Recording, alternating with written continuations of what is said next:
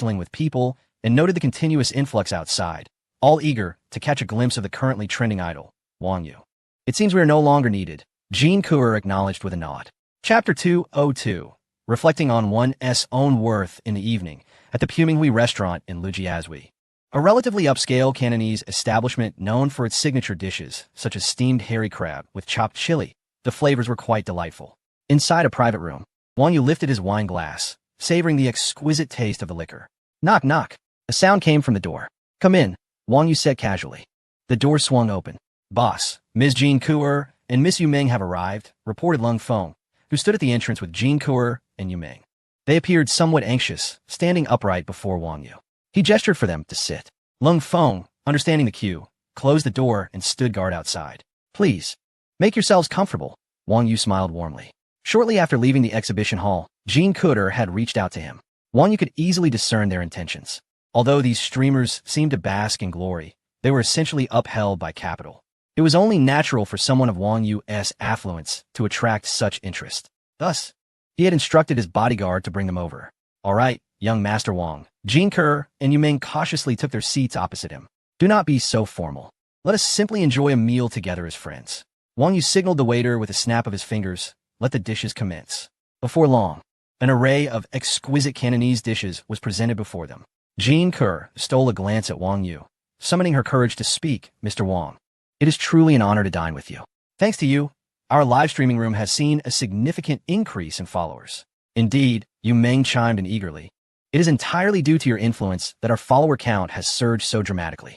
Despite Wang Yu's brief appearance in their livestream, the rise in followers far exceeded what they had achieved over an entire year. Yu Meng, a well-established internet celebrity, could not help but marvel at the allure Wang Yu possessed, finding herself overshadowed by his charisma. Oh, Wang Yu's lips curled into a subtle smile. It seems I am quite popular among you all. However, retaining followers relies on your own efforts. The world of live streaming is indeed challenging. It may appear that we influencers lead glamorous lives, effortlessly charming followers with a few words or songs, yet the reality is far more complex. From makeup to wardrobe coordination and communication with the company, there are countless troubles to navigate. Absolutely, Yu Meng nodded in agreement, and if that weren't enough, late nights are a common occurrence in our line of work, which is particularly unkind to female streamers, disrupting our routines. There are ways to ease the burden.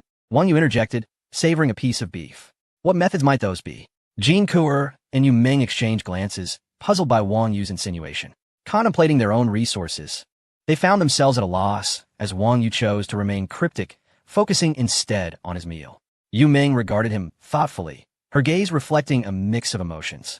Wang Yu had been quite candid. As adults, his agreement to dine with them implied he sought something beyond their mere presence as influencers. Jean Coeur tugged at Yu Meng's sleeve, discreetly communicating beneath the table. They exchanged hesitant expressions for some time, ultimately revealing a glimmer of resolve. Yu Meng stood, her cheeks flushed, and gracefully took a seat beside Wang Yu. Jean Coeur followed suit, positioning herself to his left. Wang Yu greeted them with a knowing smile. This was an outcome he had anticipated.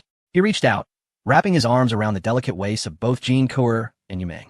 They leaned into him, their forms fitting snugly against his. Wang Yu's hands roamed freely over their figures as Jean Coeur and Yu Meng trembled slightly, yet they managed to suppress their embarrassment. Jean Coeur's cheeks deepened in color as she shyly uttered, Mr. Wang, I shall heed your every word from now on. Sister is right, Yu Meng giggled, her hand gently caressing Wang Yu's chest. Both women felt a sense of satisfaction with this turn of events. Having spent considerable time in the live streaming industry, they often experienced loneliness, and Wang Yu's presence offered them a newfound sense of security. Wang Yu, being a top-tier wealthy heir, lacks neither money nor resources. It is only natural that she and her companions could ascend to become sensational streamers across the internet. As she savored a sip of the red wine that Yu Meng had brought to her lips, her gaze briefly flickered over the two of them. After a considerable pause, Wang Yu spoke in a nonchalant tone, You are quite considerate. I can fulfill all your desires, but you must perform well to meet my expectations. Do not disappoint me. Jean Coeur nodded obediently. Yu Meng picked up an oyster with her chopsticks and offered it to Wang Yu. Young Master Wang, do have a taste of this oyster. It is quite succulent. Wang Yu swallowed the oyster and remarked, Delicious, indeed very rich. Then you should indulge a bit more, Yu Meng encouraged, her eyes gleaming with satisfaction upon seeing Wang Yu's approval. She offered another oyster to Wang Yu. Jean Coeur, unwilling to be outdone, reached for a damp towel nearby and gently wiped the juice from the corners of Wang Yu's mouth. "Young master, please have a sip of this chicken soup. It is very nourishing," she said softly, biting her lips slightly as she leaned her head gently against Wang Yu's shoulder, her fingers tracing circles on his arm. Wang Yu reclined comfortably in his chair, relishing the attentive service of the two. The meal stretched over 2.5 hours before it finally came to an end. Wang Yu called for the waiter to settle the bill, which totaled 46,800 yuan. Jean Kuer and Yu Meng remained composed, not displaying the astonishment typical of other women in Wang Yu's company. After all, they were prominent streamers, while they seldom dined in such high-end establishments. The pace at which they earned rendered this some negligible. Rising from the table, Wang Yu was promptly flanked by Jean Kuer and Yu Meng, each taking hold of one of his arms as they made their way toward the restaurant's exit. As they stepped outside, the cool night breeze of the city enveloped them. Yu Meng instinctively leaned closer to Wang Yu, while Jean Kuer tightly grasped his arm, as if fearing the wind might sweep her away. Not far off, a black Rolls-Royce Cullinan stood quietly, its body shimmering under the glow of the streetlights. This was the very vehicle that Wang Yu had purchased earlier that day. The bodyguard, Lung Feng, had been waiting by the car and promptly opened the door upon Wang Yu's arrival. Wang Yu settled into the back seat first, with Jean Kuer and Yu Meng exchanging smiles before taking their places on either side of him. As the door closed, Lung Feng activated the privacy partition. A black glass divider slowly ascended, completely separating the front driver's cabin from the rear seats. The atmosphere within the car instantly grew quieter, with only the faint hum of the engine breaking the silence. Yu Meng adjusted her seating slightly, her eyes scanning the interior decor, her expression betraying a hint of nervousness. "Young master, where are we headed?" Jean Kuer asked, smoothing her dress while stealing a glance at Wang Yu and speaking in a hushed tone. Wang Yu did not respond to Jean Kuer's inquiry. Instead, he reached out to lift her chin, caressing her flushed cheek with his fingers. "You both performed admirably tonight, showing great consideration." "Young master, as long as you are happy," Jean Kuer stammered, her heart racing from his unexpected gesture, her gaze flickering away, yet tinged with a glimmer of anticipation. With a deft motion, Wang Yu's other hand rested upon Yu Meng's slender thigh. Yu Meng's body quivered slightly, instinctively tightening her legs, her cheeks flushing with a rosy hue, yet she hesitated to push Wang Yu's hand away. A smirk graced Wang Yu's lips as he observed Yu Meng's awkwardness, softly teasing. "What's this? Feeling shy? Just a moment ago in the restaurant, you were quite forward." Yu Meng bit her lip and replied softly, "Wang Xiao, I'm just a bit nervous." Wang Yu tightened his grip, causing Jean Kuer to breathe more rapidly, her chest rising and falling gently. She subtly turned to the side, allowing Wang Yu's movements to become even more convenient. "Boss, we've arrived," came the voice of Lung Feng from the front. Wang Yu stepped out of the car, the night breeze gently dispersing the heat enveloping him. Jean Kuer and Yu Meng, their legs trembling, followed closely behind, the blush on their faces still evident. The trio made their way towards the elevator, with Yu Meng nearly stumbling due to her unsteady footing. Jean Kuer, quick on her feet, reached out to steady her. Their eyes met for a fleeting moment, revealing mutual shyness and anxiety. Arriving at the elevator, Wang Yu pressed the button, his gaze sweeping over the two, a knowing smile lingering at the corners of his mouth. The elevator swiftly ascended to the top floor. Upon entering the room, Wang Yu turned to them, a playful smile on his face, urging, "Come in. Don't just linger at the doorway." Hesitantly, they stepped into the living room, their eyes darting about, absorbing their surroundings. "Have a drink, loosen up," Wang Yu said, approaching the liquor cabinet. He poured drinks and handed a glass to each of them. Jean Kuer took a sip, the liquid gliding down her throat, bringing a comforting warmth that eased her tension slightly. Yu Meng followed suit, the richness of the red wine blooming on her palate, seemingly emboldening her. She inquired, "Wang Xiao, your house is truly beautiful. It must have cost a fortune, right?" "It's not too bad, just around 200 million, Wang Yu replied with a chuckle, settling onto the sofa and gesturing for them to join. Jean Kuer and Yu Meng were instantly taken aback. 200 million. Such a staggering sum.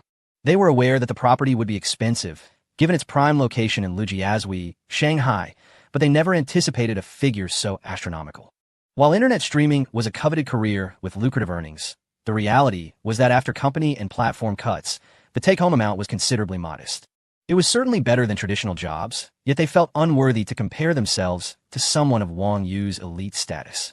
200 million was a sum they could never hope to earn in a lifetime of streaming. Wang Yu's gaze lingered on them, but no matter how exquisite the house, it tends to be rather quiet. With both of you here today, it's much livelier. Jean Kuer picked up on his insinuation, her cheeks flushing as she leaned closer to Wang Yu. Wang Xiao, We can come and keep you company more often. Yumeng, unwilling to be outdone, settled herself beside Wang Yu, gently resting her hand upon his arm. Indeed, young Master Wang, as long as you do not mind our presence. We can come here every day. With such understanding, how could I ever find fault? Wang Yu replied, setting down his wine glass and wrapping his arms around the waists of both ladies.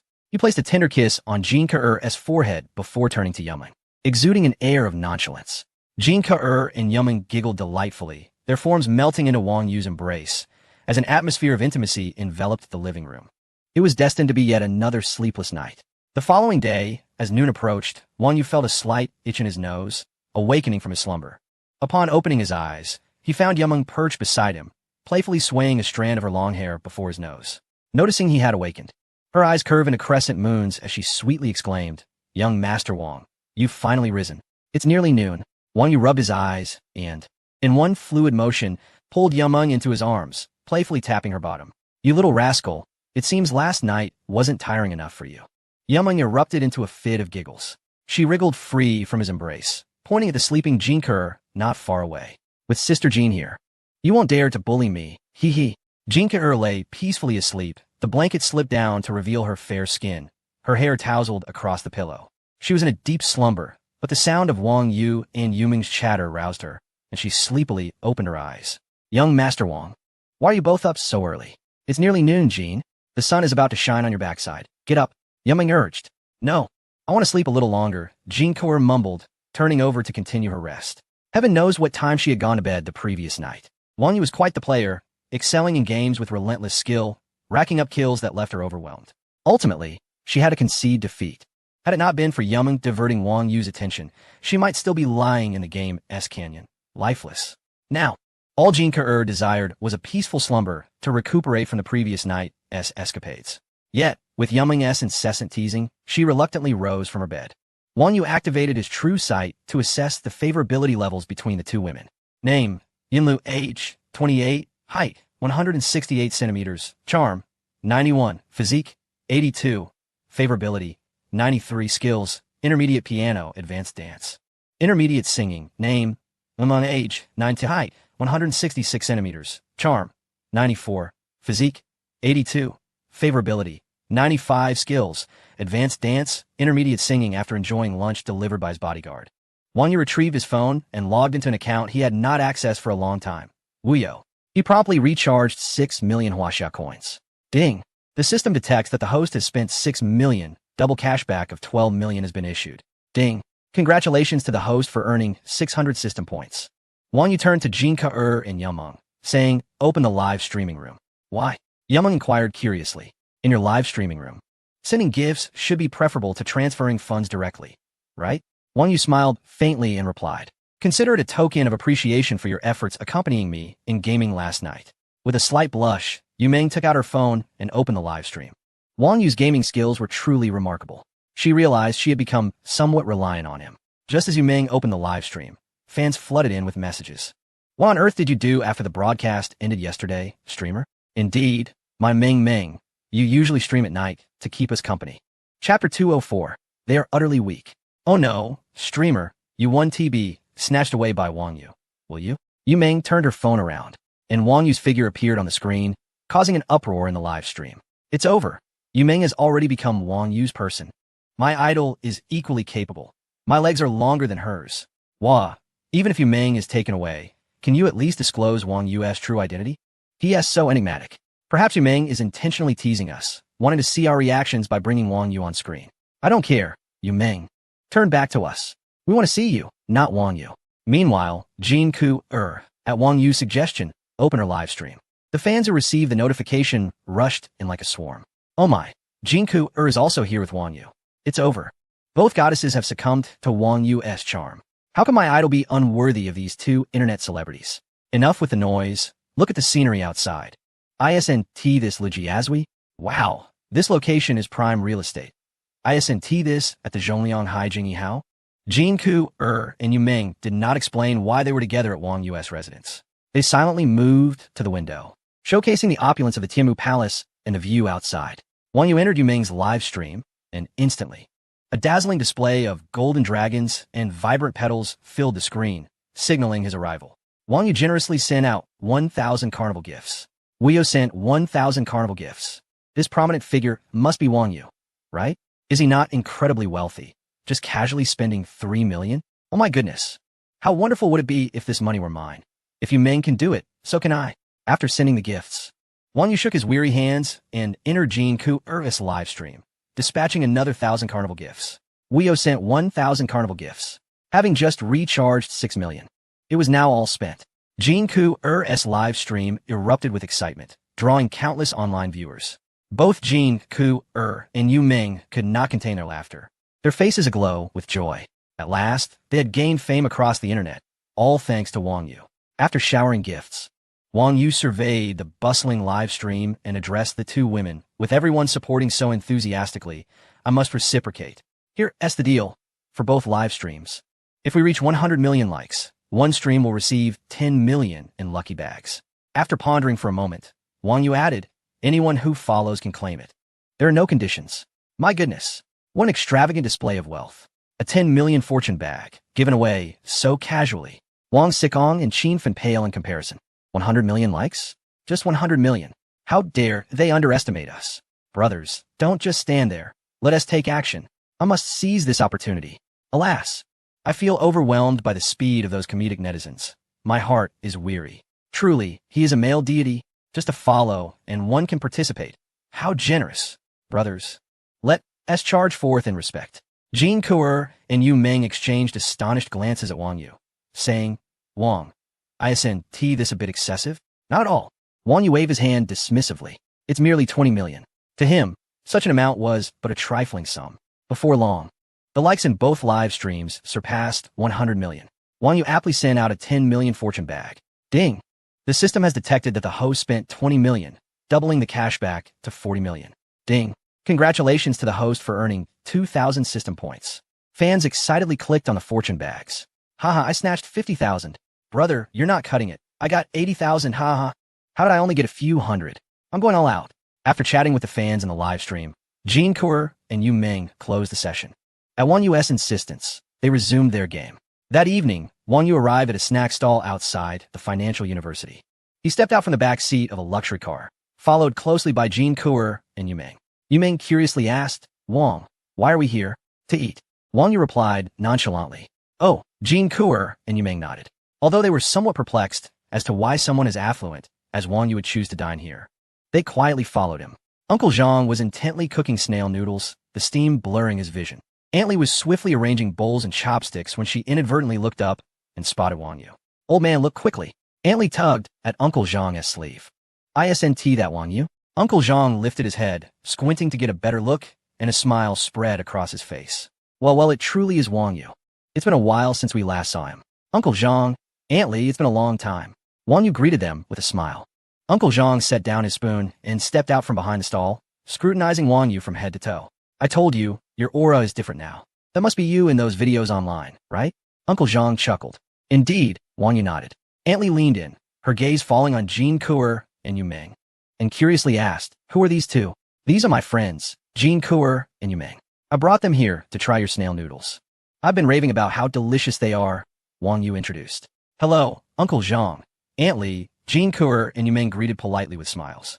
Wonderful, wonderful. Wang Yu, you're a cherished regular here. What flavor would you like today? I'll make sure to add extra ingredients for you. Uncle Zhang's laughter was infectious, his smile wide and genuine. Wang Yu felt a sense of joy knowing that Uncle Zhang treated him no differently despite his recent surge in popularity. Just 3 portions of my usual, please, he said with a smile.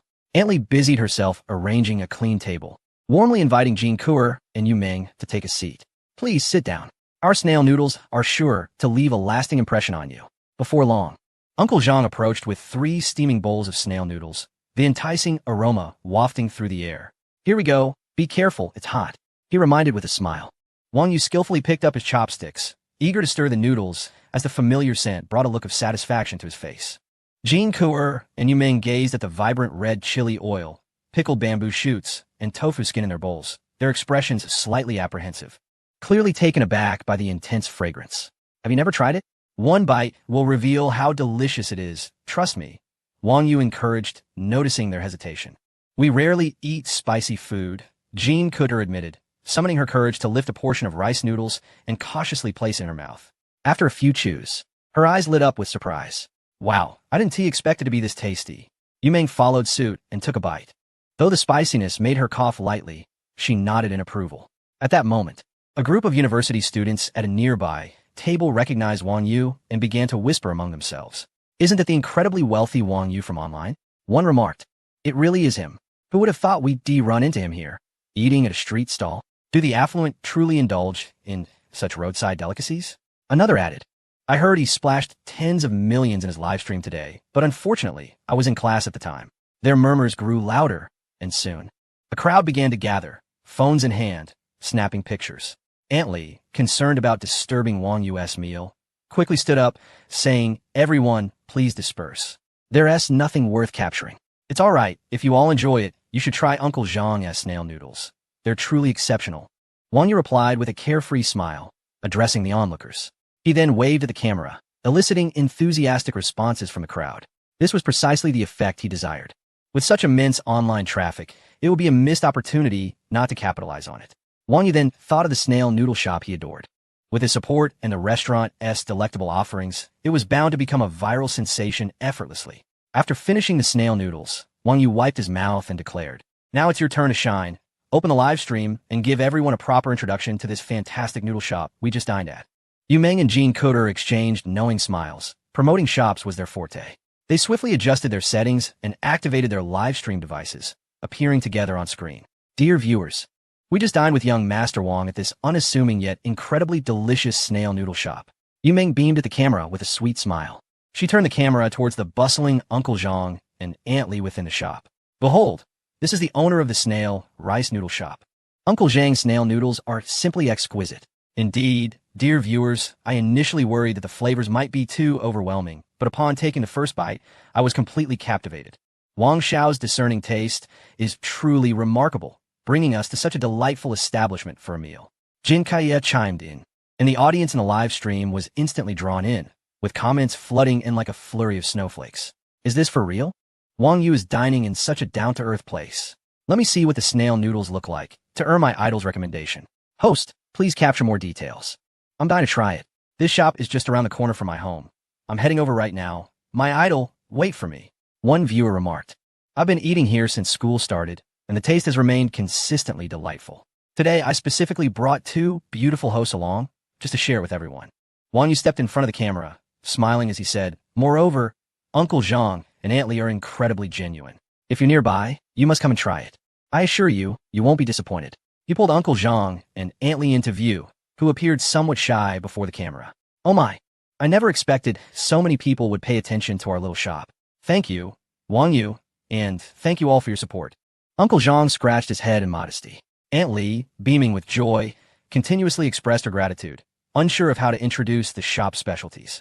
As the live stream progressed, numerous viewers began inquiring about the shop's address. Wang Yu asked Yu Meng to display the shop's location prominently in the stream, humorously adding, rest assured, if it's not delicious, you can come back to me for accountability.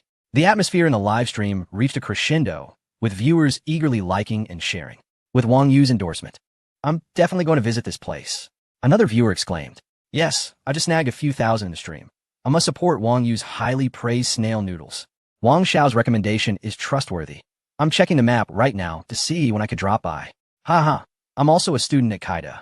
I've loved this shop for ages, and now it's finally getting the recognition it deserves. Who knows, soon there might be lines stretching for miles. This place is destined to thrive. With Wang Yu's influx of attention, it will likely become a must-visit spot for travelers. Seeing that the moment was right, Wang Yu pulled out his phone and scanned to pay 1,000 yuan. Uncle Zhang, upon hearing the amount, was taken aback and quickly waved his hands, saying, this is unnecessary. A bowl of snail noodles costs only a few dozen yuan. Even if the 3 of you overindulge, it wouldn't amount to this much. I know you have the means, but when dining here with Uncle Zhang, you need not do this. As he spoke, Uncle Zhang reached for his phone to initiate a refund. Uncle Zhang, please listen to me. Wang Yu firmly placed his hand on Uncle Zhang's, sincerely stating, today, thanks to this live stream, many people have learned about this place. The business will surely flourish in the future. You know I'm not short of money, and your delicious snail noodles have given me so many wonderful memories. Please don't refuse. Why are you such an honest child? Thank you so very much. Aunt Lee said, her eyes misty as she grasped Wang Yu's hand, her voice slightly choked with emotion. With Wang Yu's enthusiastic endorsement online, it is certain that this quaint little eatery will not suffer from a lack of patrons. She harbors genuine gratitude for Wang Yu. With a smile, Wang Yu gently patted Aunt Lee's hand and reassured her, Aunt Lee, please don't say that. I sincerely wish for your shop to thrive. No matter where I go, whenever I reminisce about the taste of this snail rice noodle, I will return. At that moment, the crowd of onlookers erupted in admiration. Wang Xiao's vision is unparalleled. Indeed, it is rare to find someone wealthy who still supports these small businesses. Wang Yu seems distinctly different from other wealthy heirs. Let us not let Wang Xiao and the likes of Wang Xizong and Qin Fen lead us astray, someone wisely remarked. Wang Yu waved to the crowd, exchanged pleasantries with Uncle Zhang and Aunt Lee, and then turned to Li Jinkuer and Yu Ming towards the Cullinan. As they settled into the back seat and the engine roared to life, the Cullinan glided away from the bustling snack street. Meanwhile, the entrance of the snail rice noodle shop remained lively, with a steady stream of visitors drawn by the news of Wang Yu's appearance. Conversations buzzed about the scene that had just unfolded. This humble snail rice noodle shop was destined to become a signature eatery outside the university, attracting countless patrons eager to snap photos. In the following days, numerous internet celebrities arrived to livestream from the venue, further amplifying the shop's visibility. Wang Yu's presence had instantly sparked a flurry of astonished articles online. Top-tier heir Wang Yu spotted at a street-side snail rice noodle shop. Is there more to the story? Wang Yu brings two female streamers to indulge in street food at midnight. New national heartthrob, Wang Yu supposedly on a date with two female streamers, feasting on snail rice noodles. Bankruptcy rumors abound. Wang Yu at a street-side stall, leaving the owner in tears, gripping his hand tightly. What could have transpired? A multitude of bizarre speculations circulated online. Videos of Wang Yu enjoying street-side snail rice noodles with Jin Kuer and Yu Ming were shared widely, leaving many astounded. After all, Wang Yu typically mingled with the likes of Wang Xizong and Qin Fen. Just earlier, he had extravagantly tossed millions in a live stream. Yet here he was, simply relishing snail rice noodles. Having already garnered a significant fan base due to his striking looks, the late-night video further captivated attention, showcasing Wang Yu as relatable and devoid of the aloofness often associated with wealthy heirs. Unfazed, Wang Yu allowed the rampant rumors to swirl freely across the internet.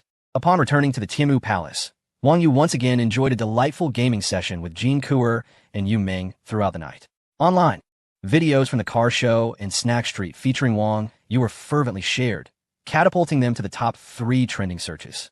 Any title associated with Wang Yu guaranteed immense traffic. Countless influencers and major media outlets clamored to report on him.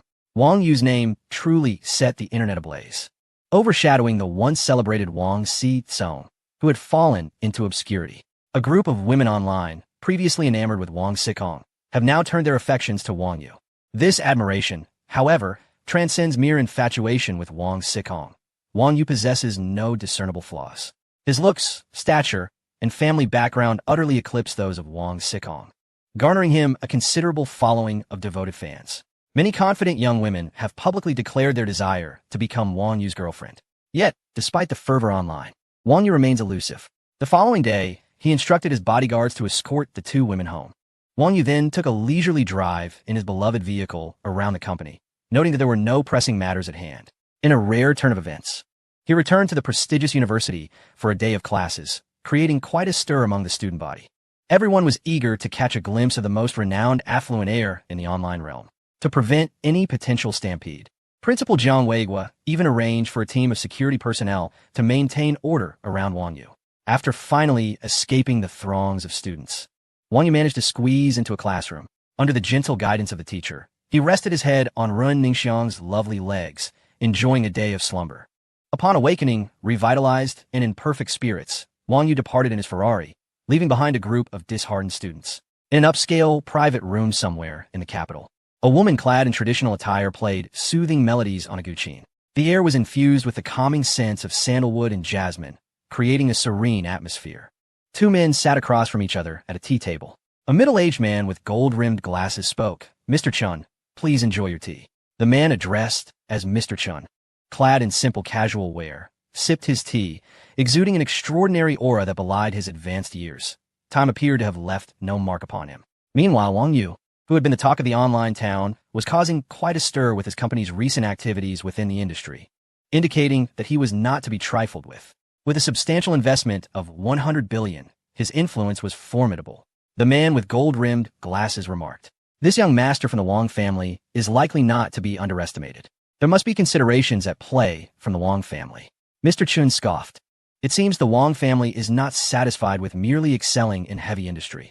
They are now venturing into the film industry. Is their ambition to dominate the entire cinematic realm? Are they not wary of biting off more than they can chew? Isn't that somewhat irregular? Should we reach out to a few other companies?" The man with the glasses hesitated. "What weight does the Wong family carry? As long as the elder is alive. Who would dare provoke them?" Mr. Chun chuckled lightly. "Wang Yu dares to invest $100 billion and immediately encroach upon the film industry. It appears he is determined to succeed. Our days may soon become quite challenging." The man with glasses sighed. "That may very well be the case." Mr. Chun cryptically replied, "Not necessarily." "Oh, what do you mean, Mr. Chun?" "As long as the Wong family remains silent, we can act as if we are unaware. Dealing with this young upstart Wong Yu should be a simple task." Mr. Chun smiled. "Wouldn't that be unwise? What if the elder from the Wong family becomes enraged?" The man with glasses furrowed his brow. "We may all suffer significant losses. This is merely standard business competition. What can the elder from the Wong family truly say?" Chun shook his head and remarked, "The marketplace is akin to a battlefield. If one lacks the necessary skills and ultimately fails, it has no bearing on us. We cannot be blamed for their shortcomings. In the grand scheme, it is merely a few $100 million. Even if it were all lost, the Wong family would remain indifferent and unperturbed. Perhaps Wang Jiangwo might even feel that we have aided him in educating his son. What is meant to be will be, and if the heavy industry does not suffice for the Wong family, they can always venture into international markets, where opportunities abound. Meanwhile, we stir the waters in our small circles, causing unrest all around." The bespectacled gentleman instantly felt reassured, a smile spreading across his face. "Mr. Chun, your words have truly enlightened me, and now I am at ease. Please rest assured, I am at your service for any needs you may have. Allow me to raise a cup in your honor, a toast to our future success." "Indeed," Chun replied, lifting his teacup. "It ultimately hinges on whether the young master of the Wong family possesses genuine capability. I hope he isn't so easily frightened before I even make a move." Laughter filled the air. In the heart of the Magic City, within the Whale Capital Company, Wang Yu sat in his office, cradling Long Lily on his lap, his hand instinctively resting upon her long, delicate leg, savoring the exquisite sensation. His brother, unable to contain his excitement, spoke up. Long Lily, suppressing Wang Yu's playful hand, inhaled deeply and stated, "We have encountered various obstacles in our film investments." "What is happening?" Wang Yu, taken aback, responded, "Our company has recently reached out to several promising scripts on the market."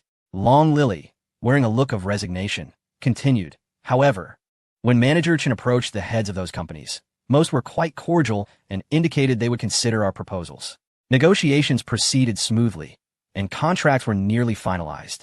Yet in the end, the majority declined our offers.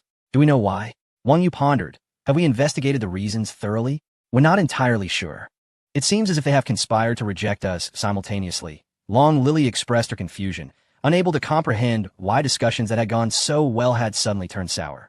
"Should I ask Manager Chen to reach out to these company heads again to negotiate further?" Wang Yu remained silent, lost in thought. This situation feels amiss. Under normal circumstances, as investors seeking to fund films, we should be treated like royalty. Who would refuse a generous offer? Unless someone is quite irrational, such refusals are unfathomable. While individual rejections might be understandable for various reasons, the fact that most projects have been declined is decidedly unusual. When things deviate from the norm, there are usually underlying motives. "I cannot believe there isn't someone targeting us," Wang Yu asserted firmly. "Let us not rush. Have Manager Chen probe the situation further." "Very well, my love," Long Lily nodded. "I shall inform Manager Chen shortly. I will update you as soon as I have news. I am eager to uncover which unseen forces are at play." Wang Yu mused, a cold smile gracing his lips as he sank into contemplation. This unknown adversary possesses an extraordinary power. I wonder if Manager Chun can manage this situation effectively. Let us not compel him to resort to extreme measures. Long Lily remained silent, quietly massaging his temples. Chapter 207. The display was quite unseemly. I have already informed President Liu to investigate this matter. I trust we shall have results soon, Long Lily softly remarked. The entertainment industry appears deceptively simple, yet the depths of its complexities run profound. Numerous transactions of power and wealth abound. This incident is rather peculiar. Long Lily swiftly contacted President Liu, leveraging the resources of the Industrial and Commercial Bank to uncover the truth. Wang Yu, as a super VIP client of the bank, would receive their utmost support for his endeavors. Wang Yu nodded in agreement, not declining the assistance. With hundreds of billions deposited in the bank, it was high time for them to contribute.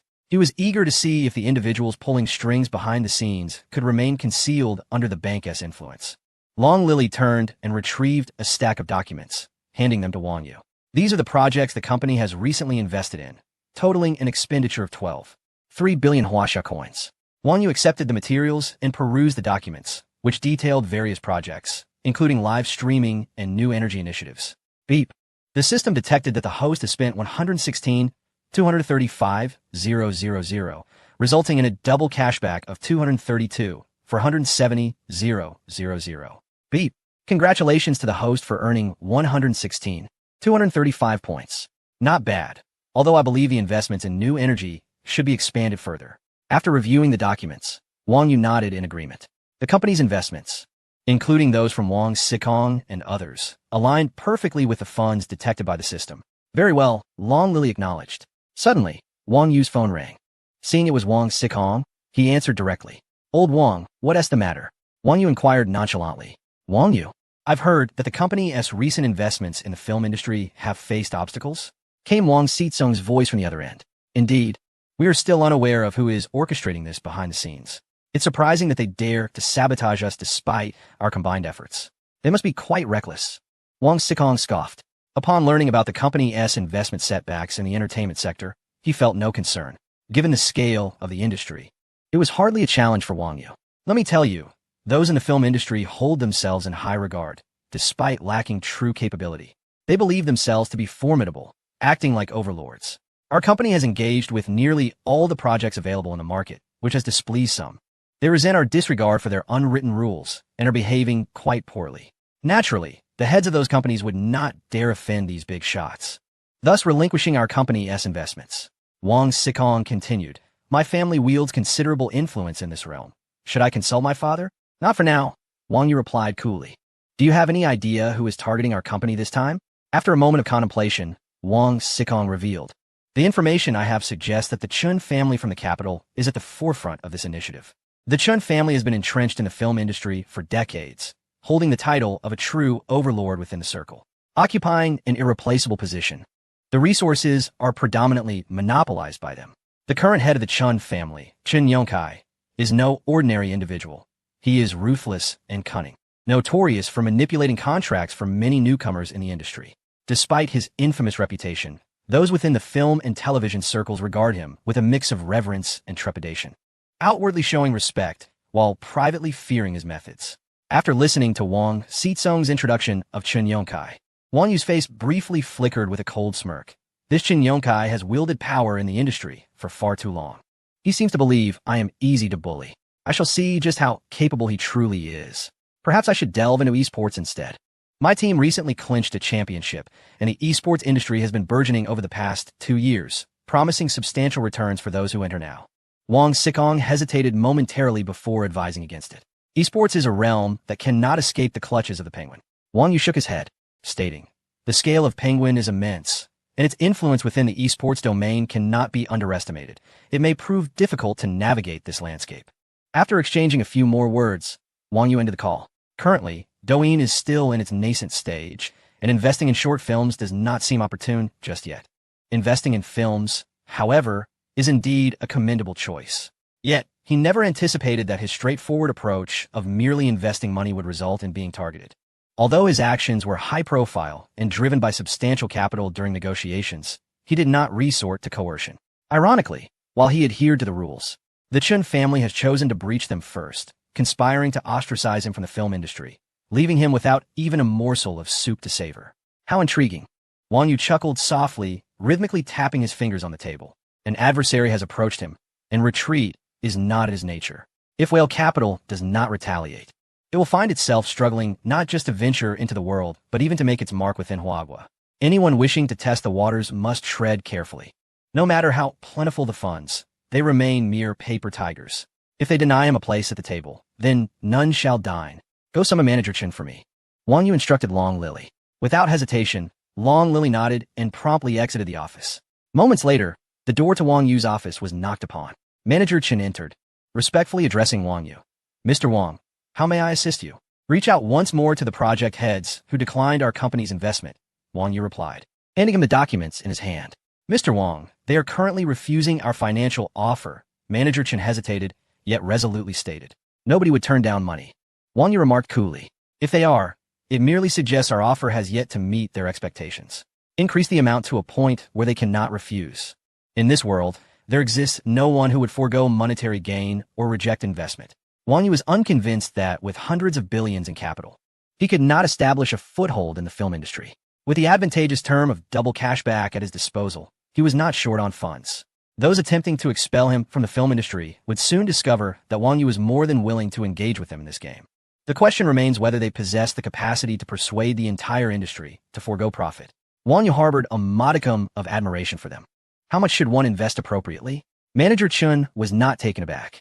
Increasing the investment amount was indeed a prudent strategy. Establishing a company is fundamentally about profit. No one would be foolish enough to spurn financial gain. With no upper limit, one could confidently place bids. Wang Yu was convinced that no one would remain unmoved. Wang Yu spoke with a hint of indifference. Manager Chun regarded him with a look of astonishment, his expression a tapestry of disbelief. He was aware of Wang Yu's wealth, but did not anticipate such audacity. The investment sector meticulously evaluates the risks associated with each venture, providing a rough estimate of potential profits. Below this threshold, prices are driven down to minimize investment risk and maximize returns. Thus, Manager Chin's surprise at Wang Yu's words was entirely justified. He assumed Wang Yu had lost his senses in anger and ventured to advise, "President Wang, isn't this too detrimental? Just proceed with confidence," Wang Yu responded. "In film and television investments, as long as there are competitors, you must pursue them relentlessly. Do not fret about the finances. Raise the stakes vigorously." Wang Yu's seriousness was palpable. "Since they're targeting our company, let them all suffer. I want you to secure every project exclusively for us. Is that clear?" Chapter 208. The Beautiful Servant of the Tomato Master. Understood. Manager Chen nodded in acknowledgement. However, internally, he felt a tinge of helplessness. Wang Yu's actions clearly indicated a desire to obliterate other companies. For a firm like Whale Capital, it was imperative to monopolize all projects in the market, and exclusively at that. This was a cardinal sin in the investment realm. Exclusive investments inevitably alienate other industry players. Typically, a project involves multiple investors, and the influence of these competitors should not be underestimated. Wang Yu was essentially declaring war, leaving no opportunities for others, not even a morsel to savor. Such maneuvers could very well result in Whale Capital being completely ostracized within the film industry. This was a transgression of fundamental boundaries. Manager Chen comprehended Wang Yu's motivations. After all, being so young and having just procured a substantial sum from his family to embark on this venture, it was only natural for him to be incensed by the entertainment company's collusion against him. The usually smooth-sailing Wang Yu had every reason to feel irked after such setbacks. As the general manager of the company, Chun Yu, having benefited from Wang Yu's support, felt it necessary to caution him. Yet, as he opened his mouth to speak, Wang Yu interrupted him. "This mission must succeed. Failure is not an option." Wang Yu furrowed his brow and stated flatly, "Utilize the funds as you see fit. But I expect you to turn the situation around. I hope that when I return to the company in a few days, you'll have good news for me. Otherwise, I will have to consider whether a change of management is warranted." Wang Yu's casual remark sent a chill down Manager Chen's spine. "Very well, President Wang. I assure you that the task will be accomplished." Manager Chen did not doubt whether Wang Yu was merely attempting to intimidate him. After spending considerable time with Wang Yu, he had gained some insight into his character. In daily interactions, Wang Yu maintains a certain amiability with his employees, leading many to perceive him as rather approachable. However, Manager Chun holds a differing viewpoint.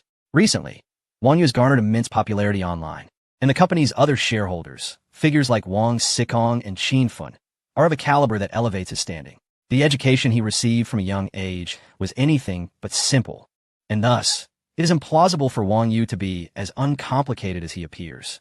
In truth, he often conceals his formidable presence, opting to present a congenial facade. Yet, anyone who mistakenly believes that Wang Yu possesses a gentle temperament is gravely mistaken. At 20, the vigor of youth remains unabated within him.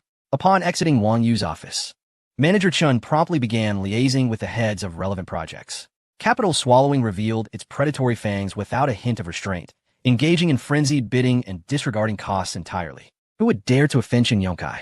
Those unwilling to accept investment offers found Capital Swallowing presenting prices far above market value. For the obstinate, they resorted to emotional appeals and rational persuasion. You need only focus on the film production. Leave the rest to us. Should any issues arise, let Wang Yu handle them. There was no risk to themselves. Initially, companies were hesitant, observing how Capital Swallowing would navigate this situation. However, witnessing the unfolding events, they began to waver. Film investment is inherently a bottomless pit, with expenses ranging from star salaries to special effects production and subsequent promotional distribution, all demanding substantial financial resources. The conditions offered by Capital Swallowing were undeniably tempting. Manager Chun, accompanied by his team, fervently campaigned, and no company head could resist the allure of wealth. Previously cautious of the entertainment industry's titans, most companies aligned themselves with them. Yet now, under the spell of monetary temptation, they began clandestine discussions with Manager Chun regarding investment opportunities. In a dimly lit tea room, with the aroma of tea wafting through the air, Manager Chun engaged in conversation over a cup of tea with the head of a mid-sized film company. At that moment, a woman clad in a sleek black pencil skirt gracefully entered. She donned silver stilettos, her long hair cascading in gentle waves, and her legs were elegantly elongated. Approaching the tea table, she bent down, retrieving an exquisite cigar box. Inside, several neatly arranged Partagas cigars awaited her selection. Her fingers glided delicately across the cigars until she chose one, lifting it with care. Subsequently, she picked up a cigar cutter and skillfully snipped the end of the cigar. Mr. Zhang, captivated by her actions, set aside his internal conflict to gaze at her. Manager Chen also turned his head slightly, intrigued. The woman lifted the cigar to her nose, inhaling its aroma, her face reflecting a moment of indulgent reverie. She then offered the cigar to Mr. Zhang, softly saying, "Mr. Zhang, this is a fine cigar from abroad. Please take a moment to savor its fragrance." Zhang, instinctively taking the object, imitated the woman's actions and inhaled deeply. A faint aroma of tobacco intermingled with a distinct woody scent permeating his nostrils. He could not help but nod slightly in approval. The enchanting lady smiled, producing an exquisite lighter, which she ignited and brought closer to the cigar. Once the tip was evenly lit and fully ablaze, she withdrew the lighter and extinguished the flame. Subsequently, the lady lowered her head slightly, bringing the cigar to her lips, parting them gently to savor a slow inhalation. Her posture was both graceful and natural. Moments latte. She exhaled a plume of smoke, infused with delicate fragrances. "Mr. Zhang, this cigar boasts remarkable draw," she remarked, lifting her gaze and offering the cigar to him with a smile. "There is no sensation of blockage, and the blend of tobacco leaves is impeccable." Zhang nodded appreciatively, accepting the cigar and mimicking her actions as he took a gentle puff. The smoke swirled in his mouth before being released, the rich aroma of tobacco swiftly enveloping the tea room. "Indeed, it is quite exquisite," he praised, unable to contain his admiration. Upon hearing his commendation, the lady's smile deepened as she turned to face Manager Chun. With deft fingers, she selected another cigar from the elegant box, presenting it to him. "Mr. Chun, breathe steadily and indulge your senses." Leaning slightly forward, Manager Chun watched as the lady ignited the lighter, the flame evenly scorching the cigar's tip until its surface glowed uniformly. Upon exhaling the smoke, a look of satisfaction graced his face. This premium cigar is best enjoyed with intervals of about 30 seconds between puffs. The lady added with a smile. Manager Chen exhaled a smoke ring, stating, "Mr. Zhang, this is merely the beginning. Our future collaboration will certainly not disappoint you. The strength of your company is beyond question. It is an honor to partner with Whale Capital." Zhang beamed with delight, and amidst the curling smoke, the atmosphere in the tea room grew increasingly harmonious. Soon, he and Manager Chun had reached an agreement on a series of investment matters. After Zhang's departure, Manager Chun welcomed other company executives. Under the expert service of the cigar lady, and amidst other enjoyable activities, they eagerly engaged in reciprocal arrangements, signing a multitude of contracts. Chapter 209. More sisters to welcome. There is a phrase in Marx's Capital that eloquently encapsulates the essence and nature of capitalism. Capital fears turmoil and chaos. Its inherent nature is timid, though this is not its entirety. Capital, indeed, shies away from disorder, but this trepidation arises only when profits are insufficient or meager. Once profits become sufficiently robust, capital will dare to take risks. A profit margin of 10% is generally acceptable to capital. When profits reach 20%, capital becomes more dynamic. At 50%, capital will certainly take the plunge. Upon achieving 100%, it will boldly disregard all earthly laws. If profits soar to 300%, capital will commit any crime, even at the peril of turning back. If war could yield substantial rewards, capital would indeed incite conflict to achieve its own ends. In the film industry, Chun Yong-kai appears to hold a position of great prominence. With a mere utterance, he has managed to unite the circle against the encroaching capital, ostracizing those who align with it. However, Wang Yu remains unfazed, even amused. The notion of unity is, to him, a mere jest. There will always be those who, motivated by self-interest, choose to collaborate with the voracious capital. As some savor the sweet fruits of such alliances, others inevitably feel a sense of discontent. Thus, this collective shall crumble without effort. There are no eternal adversaries, only perpetual interests. Sure enough, within days, a sensational piece of news rippled through the film industry. A renowned director, originally committed to joining Chun Yong-kai's boycott, unexpectedly signed a collaboration agreement with a voracious capital to prepare for a major commercial film. This shift was akin to a boulder cast into a placid lake, creating tumultuous waves of gossip within the industry. Upon hearing the news, Chun Yong-kai erupted in fury, disregarding his public image. At a private gathering, he unleashed a torrent of curses. Yet, his wrath could not halt the ensuing chain reaction.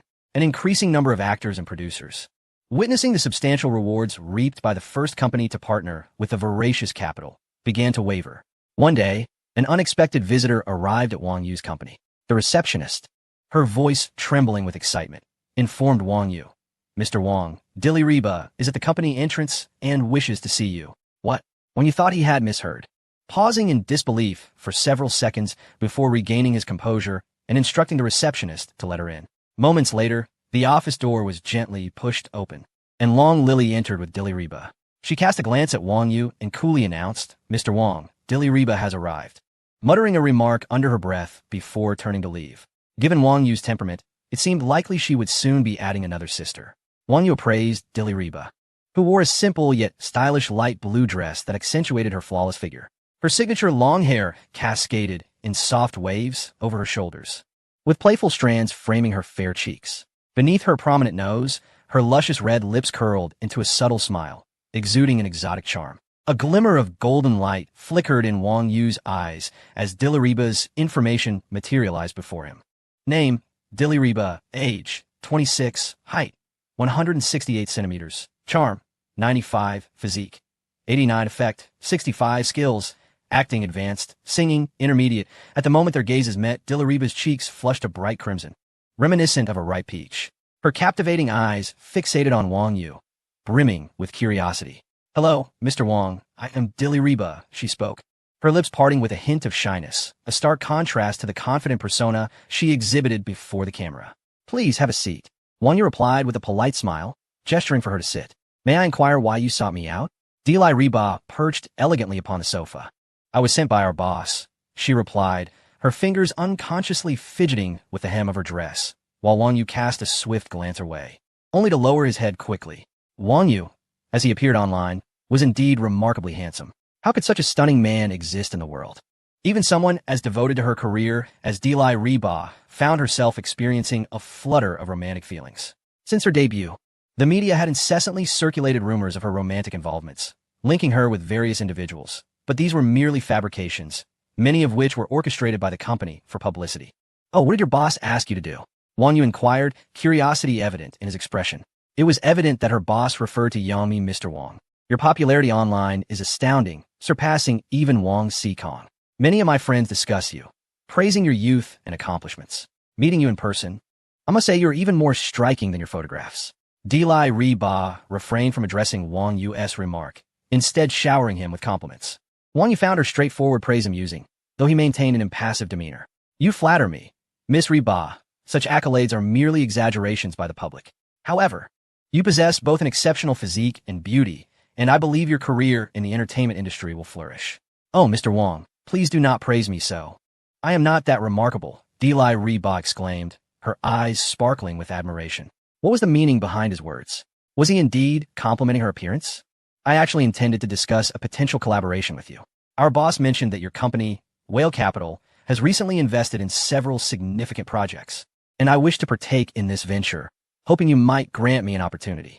After speaking, Deli Reba discreetly raised her gaze to gauge Wang Yu's reaction, her demeanor endearing. Wang Yu nodded slightly, a flicker of contemplation crossing his eyes. Your acting skills and popularity, Miss Reba, would undoubtedly be a tremendous asset to any project. However, discussions regarding collaboration should be conducted directly with your boss. Very well. I shall contact Sister Yangmi immediately. Upon hearing this, Deli Reba's eyes sparkled with excitement as she leaned forward eagerly. All right, Wang Yu found her enthusiasm somewhat amusing. Please wait a moment. Sister Yangmi will arrive shortly.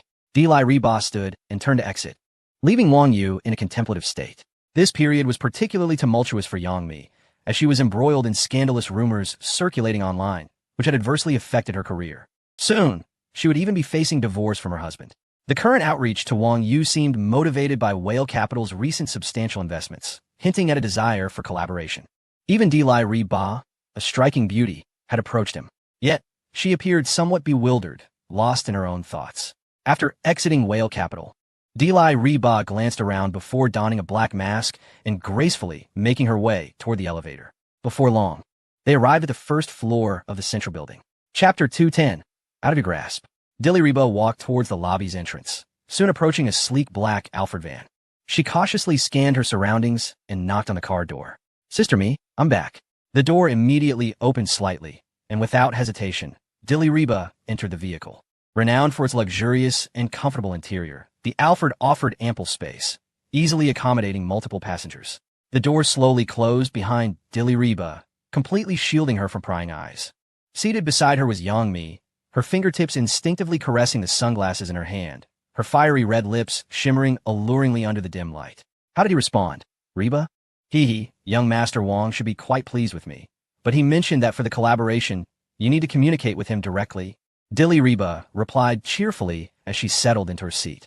That Wang Yu certainly has quite the air about him. Yangmi leaned back against the plush seat, her black silk dress rippling with her movement. Is he really as handsome as they say online? She inquired curiously. He is indeed very handsome, and he carries no pretensions.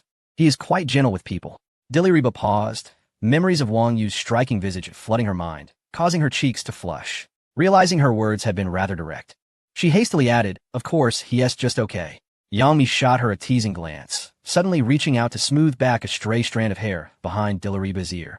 Reba, you are too naive. You won't be able to grasp Wang Yu. The formidable capital behind Wang Yu was a significant force, and they must seize this opportunity to elevate the company to new heights.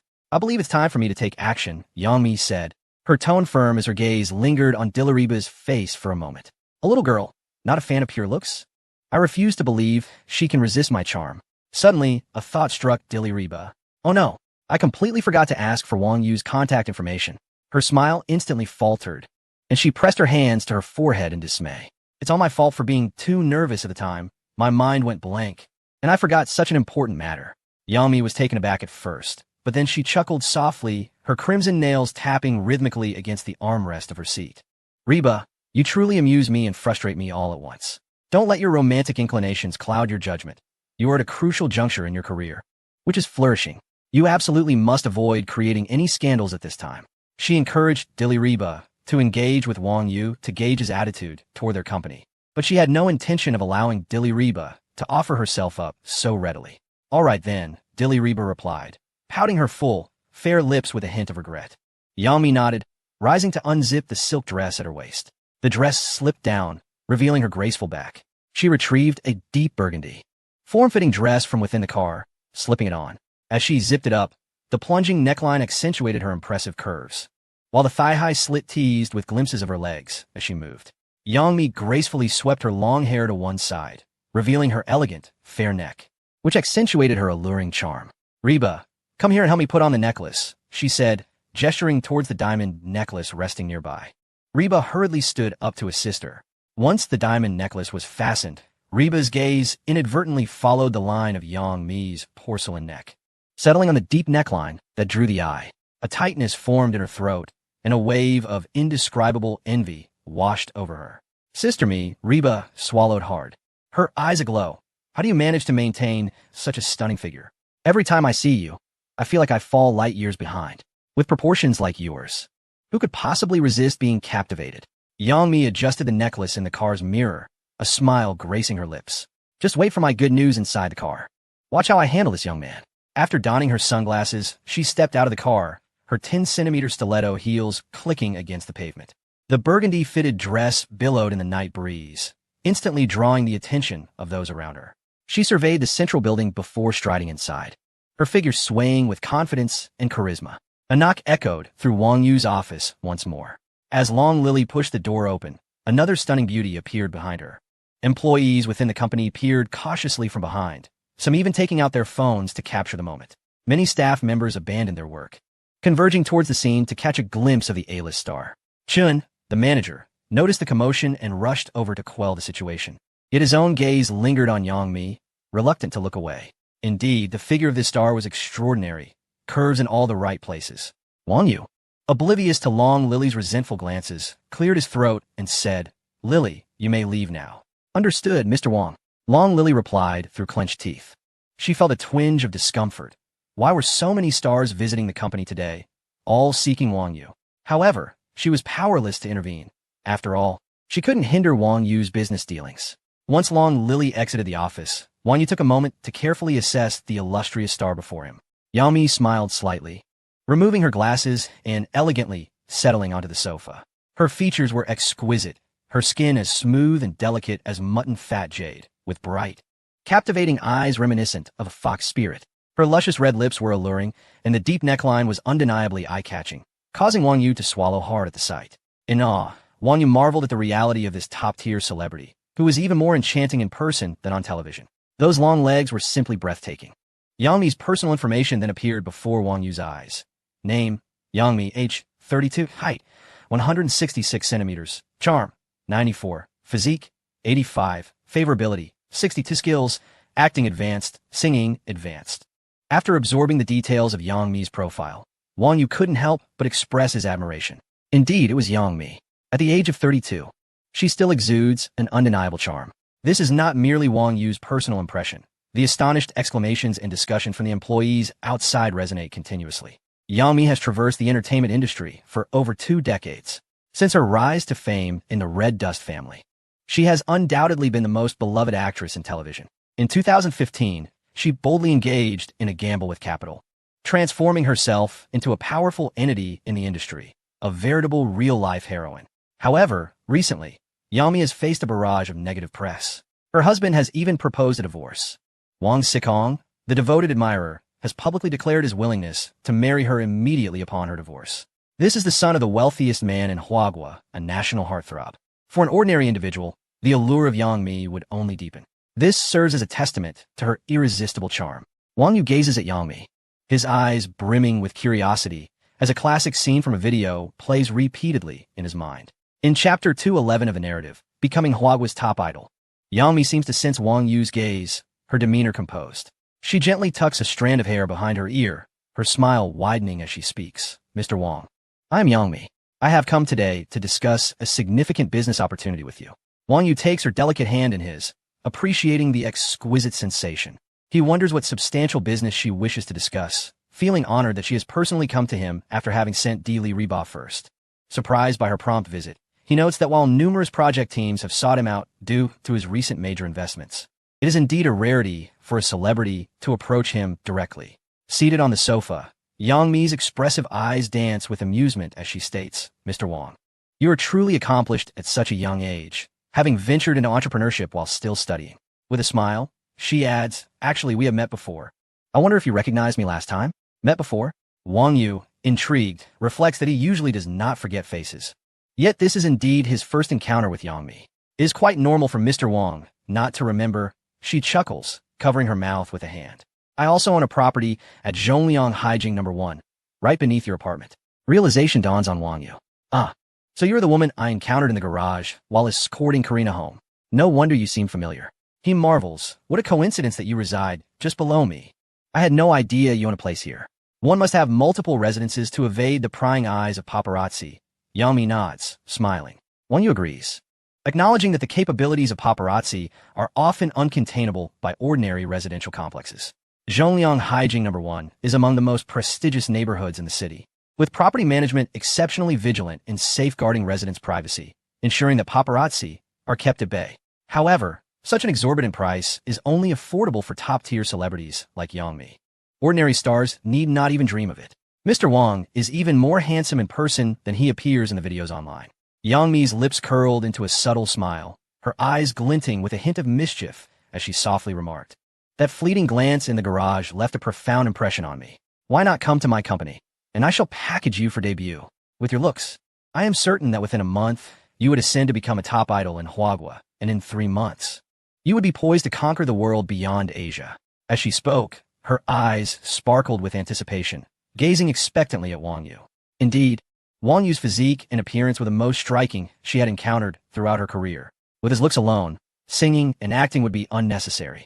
Simply standing in the center of the stage, he would undoubtedly be the most dazzling presence. In her view, Wang Yu was inherently destined for this line of work. It would be a shame for him not to debut. However, Wang Yu was quite the opposite. He would have to be out of his mind to pursue such a path. After all, he hadn't exhausted the pleasures of being a wealthy heir yet. Why would he endure the hardships of the entertainment industry? Miss Yang was also far more beautiful than she appeared on television. "Mr. Wang, do you think I am beautiful?" Yang Mi inquired playfully upon hearing Wang Yu's refusal, seemingly unfazed by it. As she leaned forward slightly, she revealed her ample bosom, the depths of which were laid bare before Wang Yu. He felt no embarrassment, his eyes surveying the scene. After all, if it was presented to him, why not take a look? Miss Yang shone, not only on screen, but in reality, was even more captivating. Wang Yu responded with a smile. Although Yang Mi might not possess the beauty of some of his other women, her alluring charm was truly unique. It brought her great joy to receive compliments from Mr. Wang. Unlike that incessantly flippant Wang Sihong, who never spoke seriously, she mused. What did he say? Wang Yu raised an eyebrow in inquiry. Yang Mi furrowed her brows. Expressing her exasperation, he constantly boasts online about wanting to marry me. Yet his actions have never matched his words. He merely pursues internet celebrities. Thankfully, I have no interest in such a greasy middle-aged man. Had he looked like you, I might have already put him in his place. Truly a despicable man. But enough about him, it's rather off-putting. With a hint of frustration on her face, she then smiled at Wang Yu, declaring, compared to that oily middle-aged man, "My interest lies more with you, Mr. Wang." Her large, glistening eyes, with their fluttering lashes, seemed to possess a magical allure, captivating all who beheld her. She radiated an enticing aura reminiscent of a mature, alluring woman, particularly enhanced by her celebrity status. Wang Yu felt his inner desires stirring. He stroked his chin, contemplating that Yang Mi should have a few days left until her divorce. Should he seize this opportunity? With a smile, he remarked, "Miss Yang, to maintain such a demeanor amidst the storm of public scrutiny is indeed commendable. It is merely a trifling matter." Hearing this, Yang Mi's expression remained unchanged. Her face still radiated a gentle smile, evoking a sense of admiration in Wang Yu. Truly, she was a woman who had risen from the depths of hardship. The video circulating online had gone viral, and to have him so directly expose her wounds would likely have shattered the resolve of an ordinary woman. Yet here she was, conversing with him nonchalantly, her demeanor calm, even attempting to tease him. Yang Mi displayed an impressive psychological fortitude. "You know, the media thrives on fabrications, yet my husband, unable to bear the pressure, is threatening divorce. I, too, am under immense stress," she said with a smile. "I will soon be single again. I wonder if Wang Xiao would consider me, given your striking looks. Surely, you are not lacking in admirers. If you were to take notice of me, it would alleviate my burdens, allowing me to work less and remain vigilant against other schemes." As her words hung in the air, Yang Mi's eyes suddenly glistened with tears, her face a portrait of sorrow. She lowered her gaze, her lashes fluttering delicately. A single tear rolled down her fair cheek, shimmering like a pearl under the light, encapsulating a profound sense of fragility. Wang Yu regarded her with a mix of amusement and disbelief. Was this truly the caliber of performance expected from a top-tier actress? It was the first time someone dared to jest with him, especially after Yang Mi had become aware of his formidable background, yet she remained unfazed and relaxed. Indeed, she had transformed into a figure of capital and resilience. Any younger individual might have found her antics overwhelming. Who could resist feeling compassion for her seemingly pitiful appearance? "You are a major star. Surely there are wealthy patrons eager to assist you if you so desire," Wang Yu remarked with a faint smile. "At the very least, Wang Xizong would be more than willing for you to seek his favor.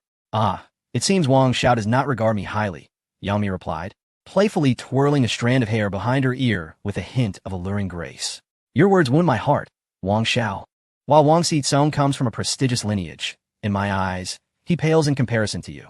With that, she lifted her gaze, her eyes shimmering with just the right amount of melancholy, almost causing Wang Yu's heart to skip a beat. Leaning back on the leather sofa, he rhythmically tapped his fingers against the armrest, a playful smile curling at his lips.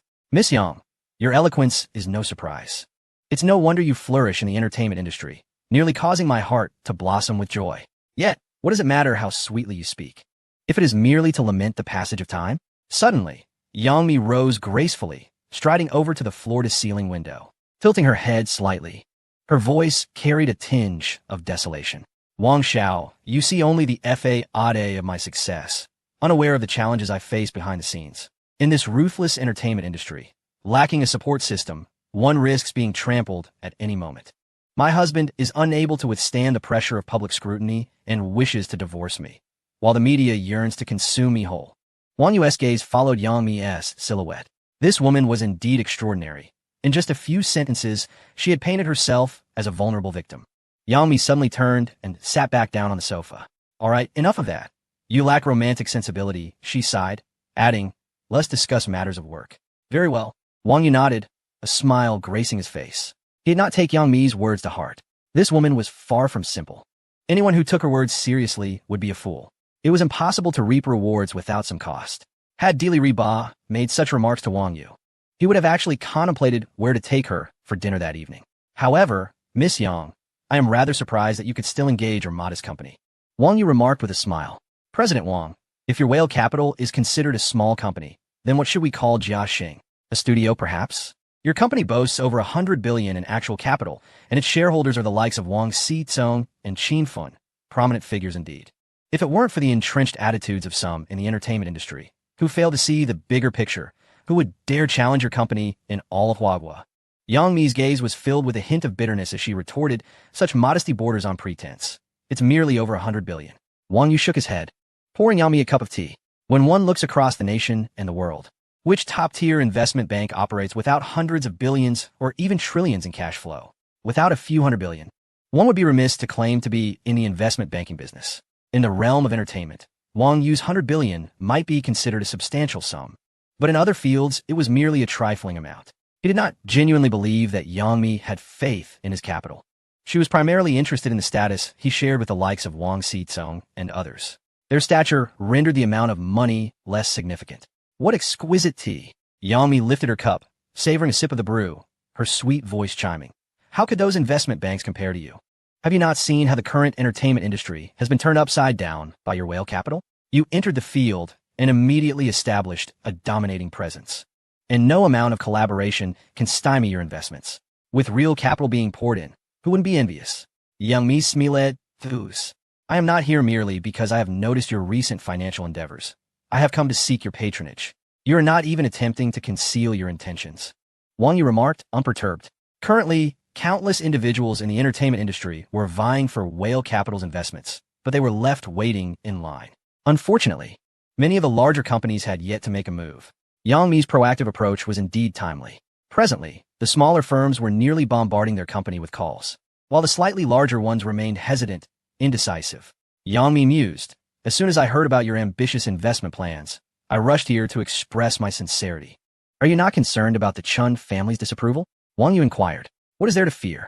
Yang Mi kurosit herlix, her skirt slipping to the top of her thighs, and nonchalantly replied, I can barely afford a meal. Why would I worry about such matters? In the precarious world of small enterprises, our very survival hinges upon your whims.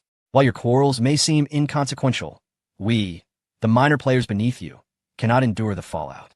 My company, with hundreds of employees, relies on sustenance to survive. I yearn for investment to bring my television project to fruition. Wang Yu leaned back in his chair, scrutinizing Yang Mi with a discerning gaze, a cryptic smile gracing his lips. Miss Yang, your words come easily. The Chen family has long since entrenched themselves in the entertainment industry, their connections woven intricately. Should my investment cause you to offend the Chens, your future may be fraught with difficulties. Why should I fear if you do not? Yang Mi replied, her eyes sparkling with allure. The Chen family may no longer possess the capacity to target me. If they were to cross you, the outcome would be unpredictable, and they likely would not have the luxury to concern themselves with me thereafter. Rather than languish on the precarious branch of the Chun family tree, I would prefer to seize this opportunity and board your swift vessel. With a moment's pause, Yang Mi retrieved a document from her bag and presented it to Wang Yu. I hope you'll extend your support to our company, Jiaxing. This is the project plan for our upcoming television drama, The Flames of Song. It boasts a novel theme, adapted from a popular novel, and carries its own momentum. I have already secured a talented cast, comprising individuals with both skill and popularity. With the backing of Jingtuan Capital, this drama is destined for success. Yang Mi's adeptness, honed over more than a decade in the entertainment sphere, was evident in her high emotional intelligence. Her words clearly established her position, while also flattering Wang Yu. As he perused the documents, Wang Yu noted that Yang Mi had only recently completed a high-stakes wager with investors last year. She had just begun to breathe again, but setbacks in her personal life had adversely impacted her company's growth and stock value. Her eagerness in seeking investment reflected her recognition of the immense potential and power of Wang Yu's company. This was a strategic alliance, aimed not only at securing her own future, but also at uplifting stars like Dilly Reba under her wing. Chapter 213. You deserve to profit. Yang Mi's rise amidst a sea of stars in the entertainment industry, culminating in her establishment of a company and emergence as a capital player, was not merely a stroke of luck. Her willingness to risk offending industry titans by aligning herself with Jingtuan Capital speaks volumes of her vision and ambition. She refuses to overlook any potential opportunity. Though her visage remained adorned with a smile, anticipation for Wang Yu's response danced in her eyes, fatigue lingered in her heart. To outsiders, Yang Mi appeared to bask in glory, running a company and fulfilling a lucrative agreement, amassing wealth that many could only dream of in a lifetime. Yet, the tribulations she faced were known solely to her, especially now, as she had just emerged from a storm of media defamation and turmoil in her marriage. Both love and career had suffered grievous blows. Her singular wish was for her company to stabilize and to secure custody of her daughter. How much investment do you require? Wang Yu inquired after reviewing the scripts. Nodding in approval, he recognized that these projects had been validated by market performance, representing a surefire investment opportunity. It depends on whether you are exclusive. Yang Mi straightened her posture and replied earnestly. The costs associated with exclusivity and non-exclusivity are undoubtedly different. What do you think? Wang Yu responded nonchalantly. Currently, Jingtuan Capital is indeed at war with Chen Yongkai, and naturally, there is no intention to offer concessions to other companies. It's a perfect opportunity for a complete acquisition. Yang Mi understood and spoke. The television series Li Huoru Ge has a considerably higher production cost due to the complex costume and set designs, along with post-production marketing expenses, which could total around 500 million. However, I hold great optimism for this series and believe it can achieve remarkable success. If Mr. Wang can find value in the other scripts, the total would amount to 900 million, which is quite reasonable and not an exorbitant demand given Mr. Wang's substantial resources. Li Huoru Ge has already garnered acclaim in its previous iteration. The authenticity of the characters' costumes and the professional techniques of Guqin performance, paired with genuine Guqin sounds, have earned it a stellar reputation. There are no issues. Wang Yu did not negotiate a lower price. Now is the time to compete with Chen Yongkai, and he could afford to concede a slight margin to Yang Mi. This sum was trivial to him. With this significant investment, he believed that major companies in the entertainment industry would inevitably take notice.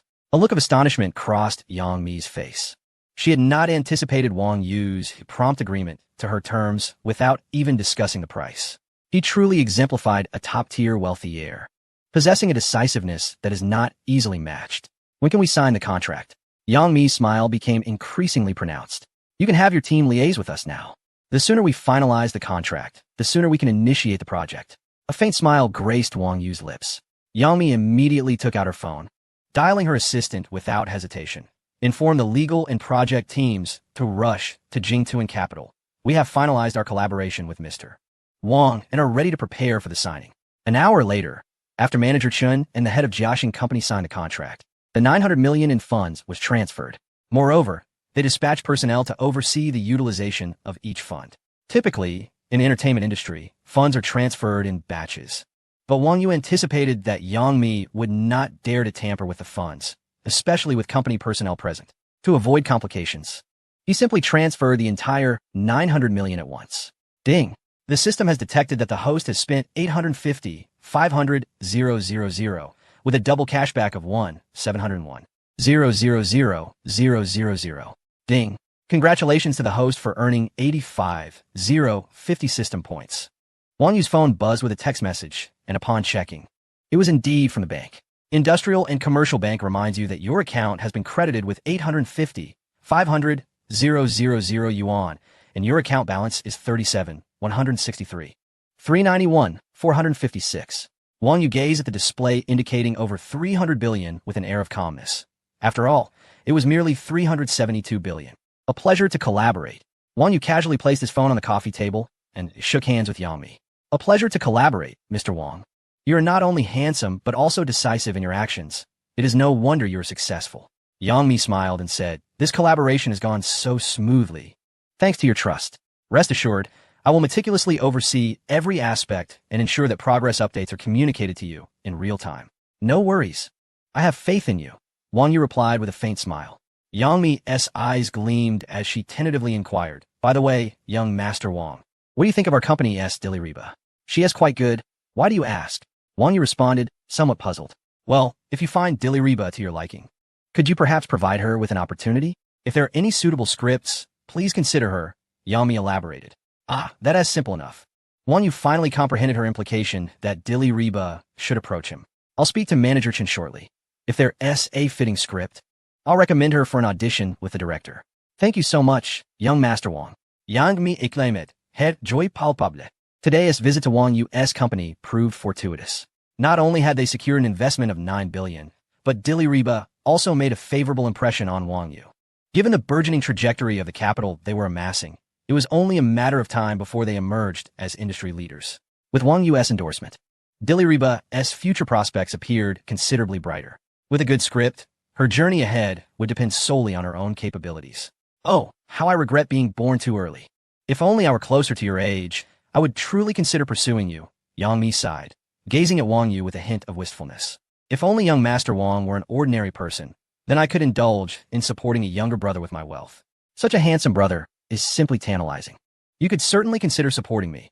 I wouldn't mind a little soft living, Wang Yu replied with a smile. The married woman was audacious in her remarks, her expression remarkably unembarrassed, even broaching the subject of supporting him. Yang Mi was taken aback for a moment before covering her mouth with a light laugh, a mischievous glint in her eyes. Young Master Wang, you truly jest. Someone of your status could never stoop to such a role. However, if you genuinely entertain that notion, I might just contemplate it. Her tone was half serious, her gaze deliberately roaming over Wang Yu, devoid of any embarrassment. You're being too modest. In my view, status is merely superficial.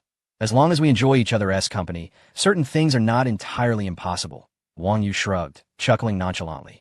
And Miss Yang, you may be underestimating your own allure. Yang Mi's expression stiffened slightly as she realized how youthful Wang Yu was, clearly in the prime of his life. He could hardly be interested in a 30-year-old woman like herself. Hesitant to provoke him further, she quickly said, Young Master Wang, I must admit, conversing with you is quite enjoyable. It lightens my mood significantly. Chapter 214. The male protagonist is Wang Yu well, since Miss Yang finds our conversation so refreshing. Shall we continue chatting?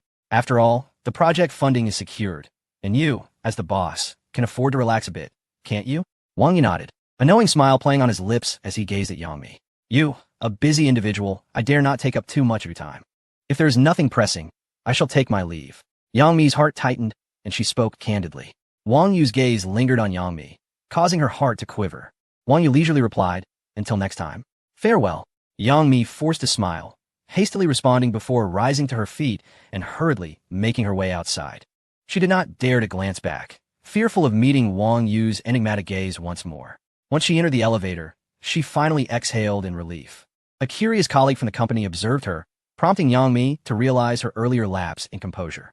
She turned, offering a smile while donning her sunglasses, then raised her hand to tidy her hair. After stepping out of the central building, Yang Mi took a moment to compose herself before boarding the Alpha.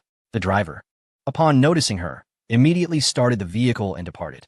Diliriba approached, her eyes brimming with anticipation as she inquired, Sister Mi, how did your conversation with young Master Wang go? Did you secure the investment? I must seize the opportunity. A staggering 900 million investment, young Master Wang is truly generous, unlike those miserly individuals. Yang Mi removed her sunglasses, a glimmer of pride flashing in her eyes. Moreover, young Master Wang has promised to recommend you for auditions if there is a suitable script. Sister Yang, you are remarkable. This solidifies our prospects. Dilly-Riba exclaimed, nearly bouncing with excitement, her hands gripping Yang Mi's arms tightly. With this, no external clamor would matter. Yang Mi smiled and patted her hand, yet lacked Dilly-Riba's optimism. Riba, young Master Wang is not as simple as he seems. During our conversation today, I sensed there was more beneath his words, and his gaze was inscrutable. I can't shake the feeling that he has ulterior motives. Sister Yang, why concern ourselves with his motives?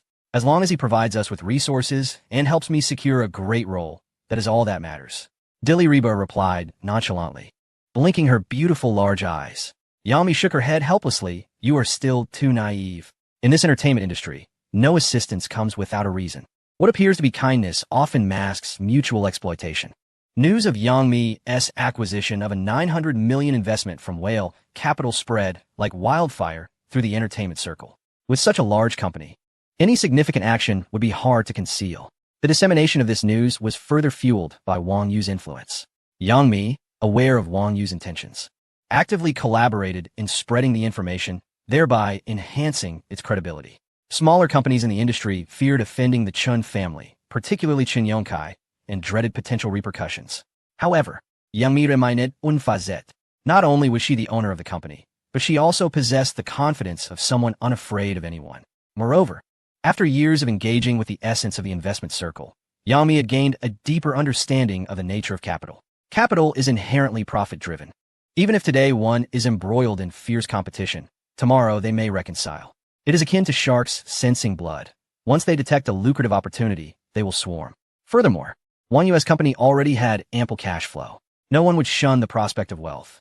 The lineage of Wang Yu inevitably ensures that Jingtuan Capital will establish its roots firmly within the entertainment industry, impervious to expulsion by anyone, even the formidable Qin family. One cannot dismiss the possibility that, in future confrontations, they may suffer a catastrophic defeat, leading to their decline. Yang Mi is solely concerned with profitability. The strength of one's resources dictates who she seeks to curry favor with. True to form, it wasn't long before a complete reversal of fortune ensued. The proprietors of major corporations cast aside any lingering hesitations, their interest piqued by Yang Mi's ability to secure substantial investments. It is well understood that a successful script necessitates not only talented actors, but also exceptional post-production and promotional distribution to achieve stellar viewership ratings. This endeavor requires a significant financial outlay. Without substantial capital, even a finest script may fail to attract a respectable audience. However, should the funds be adequate, even a script of lesser quality could experience a remarkable revival, leading to skyrocketing ratings and box office success. The allure of this opportunity captivated numerous large companies, let alone the smaller ones. An increasing number of firms began to emulate Jingtuan Capital, hoping to secure an investment. The influx of interested parties was overwhelming. Manager Chun had abandoned his initial indiscriminate acceptance of proposals, opting instead for meticulous selection of projects. Only the excellent would suffice. Furthermore, Wang Yu, armed with memories from a past life, provided him with a list comprising only promising scripts for investment. These high-quality projects, devoured by Jingtuan Capital, were exclusive investments. Within a remarkably short span, investments amounting to $36 billion had been allocated. Ding! The system detected that the host spent 3 for 102,000,000, resulting in a double cashback of 6,804,000,000. Ding! Congratulations to the host for earning 340,200 system points. Having expended such a considerable sum, the system promptly returned the funds to his account. The sensation was truly exhilarating, especially when these invested projects reached completion and aired. That would be the true moment for profit. Multiplying returns several times over was entirely feasible. Typically, companies engaged in project investments sift through a mountain of challenges, worrying about potential scandals involving lead or supporting actors prior to a show's release, with merely breaking even considered a stroke of luck. However, Wang Yu was different. The memories of his past life served as the greatest assurance for his investments. He could entirely circumvent those subpar scripts, as Jingtuan Capital exclusively invested in projects with profitable or break-even potential. He was eager to witness what strategies Qin Yongkai might employ to isolate and expel him from the entertainment realm. The situation grew increasingly intriguing, drawing the attention of countless individuals within the industry. Their focus shifted to the Chun family and Chun Yongkai, curious to see how he would respond to Wang Yu's counteroffensive. Yet, Chun Yongkai appeared to cower, making no moves as Wang Yu's Jingtuan capital methodically conquered the entertainment landscape, investing in one project after another. This unfolding drama even captured the media's attention, erupting into a sensational topic that spread like wildfire across platforms, such as Douyin and Weibo. Countless onlookers have been left in awe. Wang Yu truly embodies the pinnacle of China's affluent second-generation elite, effortlessly stirring the tides of the entertainment industry with but a single action. As discussions among netizens intensify, the relevance of the associated topics has surged exponentially. Wang Yu is devouring the entertainment sphere. Chun Yongkai, leveraging his seniority within the circle, has been rather arrogant, yet now finds himself with a bruised ego. Wang Yu's investment in Yang Mi's company raises questions. Are there ulterior motives at play? The rumors circulating online suggest that the male protagonist in the recent video is none other than Wang Yu, with Yang Mi eyeing that staggering $9 billion investment. Chapter 215. Becoming friends in the reception area of the Whale Capital, a hub of activity has persisted over the past few days. Manager Chun, Li Kai, and other relevant company officials have been overwhelmingly busy, often neglecting meals in their frantic schedules. Wang Yu stands before the expansive panorama window of the office, gazing down at the breathtaking skyline of Shanghai. Chun Yongkai is indeed audacious. Wang Yu anticipated that such a significant maneuver from Whale Capital would provoke a desperate response from him. However, after waiting in vain, Wang Yu is met with silence instead of counterattack. Initially, he had hoped to engage in a playful rivalry with Chun Yongkai, but disappointment has set in. How dull. Is this all he can muster? Wang Yu muses, shaking his head. His recent high-profile stance should have made his true identity apparent to these individuals. Yet, in light of this, they still dared to suppress Whale Capital, indicating that the Wang family is not perceived as formidable in their eyes. Clearly, someone is backing them. The Chen family would not have the audacity otherwise. However, the lack of any subsequent reactions is perplexing. Is this not an example of a grand beginning followed by a whimper? Just days ago, they were quite convincing, and now it seems they are holding back some grand strategy. At that moment, the telephone on his desk rang, snapping Wang Yu out of his reverie. He answered promptly. What is it? A sweet voice from the front desk responded. Mr. Wang, a gentleman claiming to be Chun Yongkai, has arrived and wishes to see you. Should I let him in? Chun Yongkai? Wang Yu expressed surprise. What would he be scheming? Instead of continuing his offensive against Whale Capital, he has chosen to come to Wang Yu's company. Surely, he is not here to plead for mercy? Is he alone? Wang Yu instinctively inquired. Yes, Mr. Wang. He is by himself. Very well, please bring him in. After hanging up, Wang Yu found himself uncertain of Chun Yongkai's intentions. After pondering for a moment without clarity, he shook his head, dismissing any further conjecture. He settled into his office chair, and soon there came a knock at the door. Long Lily entered, followed by a meticulously dressed, middle-aged man in casual attire. None other than Chun Yongkai. Mr. Wang, I have long admired you. I am Chun Yongkai, and I trust you are somewhat familiar with me as well. A faint smile graced Chun Yongkai's face as he approached Wang Yu, extending his hand. Mr. Wang, you truly are a remarkable individual. Today, you are indeed as renowned as your reputation suggests. At such a young age, your first venture has flourished remarkably. Wang Yu shook hands with him and said lightly, Mr. Chun, what brings you to my humble company today? Surely, it cannot be that you find yourself at a loss with Jingtuan Capital and have come to seek the truth from me. Wang Yu remained seated, showing no intention of rising. How could I possibly entertain such a notion? You think too much of it, Mr. Wang. There might be some minor misunderstandings between us. Chun Yongkai replied with a smile, unperturbed, as he took a seat across from Wang Yu. Minor misunderstandings? I doubt it, Wang Yu scoffed, leaning slightly back against the chair. In our previous market competition, I admit my tactics may have been somewhat aggressive, but it was a matter of necessity, a means to secure our livelihoods. Chun Yongkai smiled. Is that the rationale for attempting to oust me from the entertainment industry? Who dares to utter such things? Chun Yongkai appeared bewildered. The state has repeatedly emphasized the importance of avoiding monopolies. The entertainment industry has always welcomed investments from all quarters, adhering to the principle that wealth should be shared for sustainable development. Who would be so audacious as to suggest that Mr. Wang's Jingtuan Capital should be expelled? They must truly have a death wish. Our Huiguang Media Company, Limited, as a leading entity in the entertainment realm, has always welcomed investors. The more, the merrier. We all partake in the bounty. This approach is essential for attracting sufficient capital to foster the industry's growth, and I particularly welcome robust companies like yours, as it alleviates my burdens. Moreover, Mr. Wang, Your Jingtuan capital is formidable. Who would dare speak such words against you? When out in the world, a congenial demeanor breeds prosperity. We should all share in the wealth. I have never sought to undermine others. You know well that the entertainment industry is akin to a vast melting pot, filled with diverse individuals, and there are always those who delight in sowing discord, though their schemes seldom bear fruit. Ha ha! One you could not help but burst into laughter upon hearing his words. You certainly have a way with words, feigning innocence. You deftly absolve yourself of any blame while insinuating that I, Wang Yu, am violating national regulations and engaging in monopolistic practices. I had previously considered a friendly approach, believing we could all profit together, never intending to consume every project. Yet here is Chen Yongkai, daring to conspire with others in a vain attempt to isolate my Jingtuan capital. Now that he finds himself in a bind, it is rather too late. Mr. Wang, why do you laugh? Chen Yongkai, taken aback, instinctively inquired. I laugh at your age, and yet your lack of discernment. A glint of coldness flashed in Wang Yu's eyes. Chen Yongkai's anger flared at the words, though he fought to maintain his smile. He had already lowered his stance, extending an olive branch.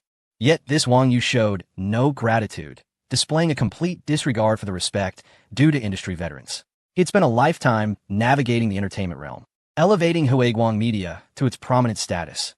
Wherever he went, he was met with deference. No one dared to treat him with disrespect. Yet today, he found himself mocked by a mere 20-year-old, and despite Wang Yu's notable background, Chen Yongkai felt the sting of embarrassment. However, considering the ruthless approach of swallowing capital that leaves no room for survival, Chen Yongkai restrained his emotions and forced a smile, saying, Mr. Wang may not know me well. People in the circle often say that I adhere to principles in my work. I believe that over time, we can become friends. Who wants to be your friend? Wang Yu felt a wave of disgust at his pretentious demeanor and retorted, if you continue with this charade, you might as well leave. My time is precious, and I have no leisure to indulge in idle chit-chat with you. Chen Yongkai's face turned pale and flushed, barely suppressing his anger towards Wang Yu. Ha ha, Mr. Wang. Your youthful exuberance is delightful. Young people should be like this. Chen Yongkai suppressed the rage surging within him, his smile becoming increasingly strained. He took a deep breath and spoke slowly. Mr. Wang, I understand that you harbor many grievances against me, but let us not dwell on past conflicts today. Let us discuss the current situation. Your capital's expansion is too aggressive and has severely squeezed the survival space for us peers. After all, the market is limited. If you continue to devour it this way, there will be no room for anyone. I came today hoping to explore a mutually beneficial outcome. Mr. Chen, your words are quite amusing. When you rallied a group against me before, did you think of a win-win situation then? Now that I have forced your hand, you come seeking cooperation. Do you think I'm easy to bully? Wang Yu crossed his arms, his gaze filled with mockery. No, Mr. Wang, with your illustrious background, who would dare to bully you in all of Huagua? Chen Yongkai hastily replied, the entertainment industry is rather small, and it cannot accommodate such a true dragon as yourself. I merely hope that Mr. Wang can allow us a modest living. Is that still my fault? Wang Yu's disdain was evident. You veterans of the entertainment industry, I respect you and call you seniors, but if you do not show me respect, do not blame me for withholding it. In my presence, you, Chen Yongkai, are nothing. Wang Yu chuckled lightly, openly expressing his contempt. You speak as if I would dare to disrespect you, Mr. Wang. Chen Yongkai's smile grew increasingly rigid. Yet, the rules of the entertainment industry have existed for a long time. Everyone diligently works within their realm. Your capital's entrance was too forceful, and many peers are struggling to cope. Wang Yu leaned back in his chair, casually resting his hands on the armrests, his eyes glinting with mockery. Mr. Chen, rules are rigid, but people are adaptable. I entered the market with the intention of expanding the cake together. Yet what about you? You banded together to resist me. Now that I have captured market share, you come to lament. How do you expect me to respond? Chen Yongkai gritted his teeth and continued, Mr. Wang, we acknowledge that our previous actions were somewhat inappropriate, but we did so to protect our livelihoods. These are all normal business practices, decisions made at the corporate level, with no intention of targeting you. We would never dare to target you. I hope you can understand and calm down. It is too late to say these things now. Wang Yu's gaze turned increasingly frosty, though a smile remained on his face. In essence, you have come to regard the entertainment industry as your own domain. As a mere newcomer, I arrived with aspirations, yet found no means to pay homage to your esteemed position. I bear no grievances for being reprimanded by you. Chen Yongkai hastily interjected, Mr. Wang, how could I ever presume to claim the entertainment industry as my own? I would never dare to adopt such a grandiose stance. I am here to extend my sincerest apologies, as we have previously acted with short-sightedness. As the saying goes, it is better to resolve enmities than to harbor them. More friends mean more opportunities. It would be advantageous for us all to profit together. Yet your overwhelming capital has rendered it exceedingly difficult for other companies in the industry to survive. If everyone were to follow your lead, the entertainment sector would descend into chaos. My visit represents not only my company's interests, but also those of several other major firms. Only by uniting and collaborating can we foster a healthier development for the entertainment realm. Wouldn't you agree? Upon hearing this, Wang Yu's subtle smile vanished, replaced by an icy demeanor. He slammed his hand on the table, exclaiming, "Now, that is an intriguing statement. When your companies banded together to resist me, did you not think about the prospect of mutual profit and collaborative growth?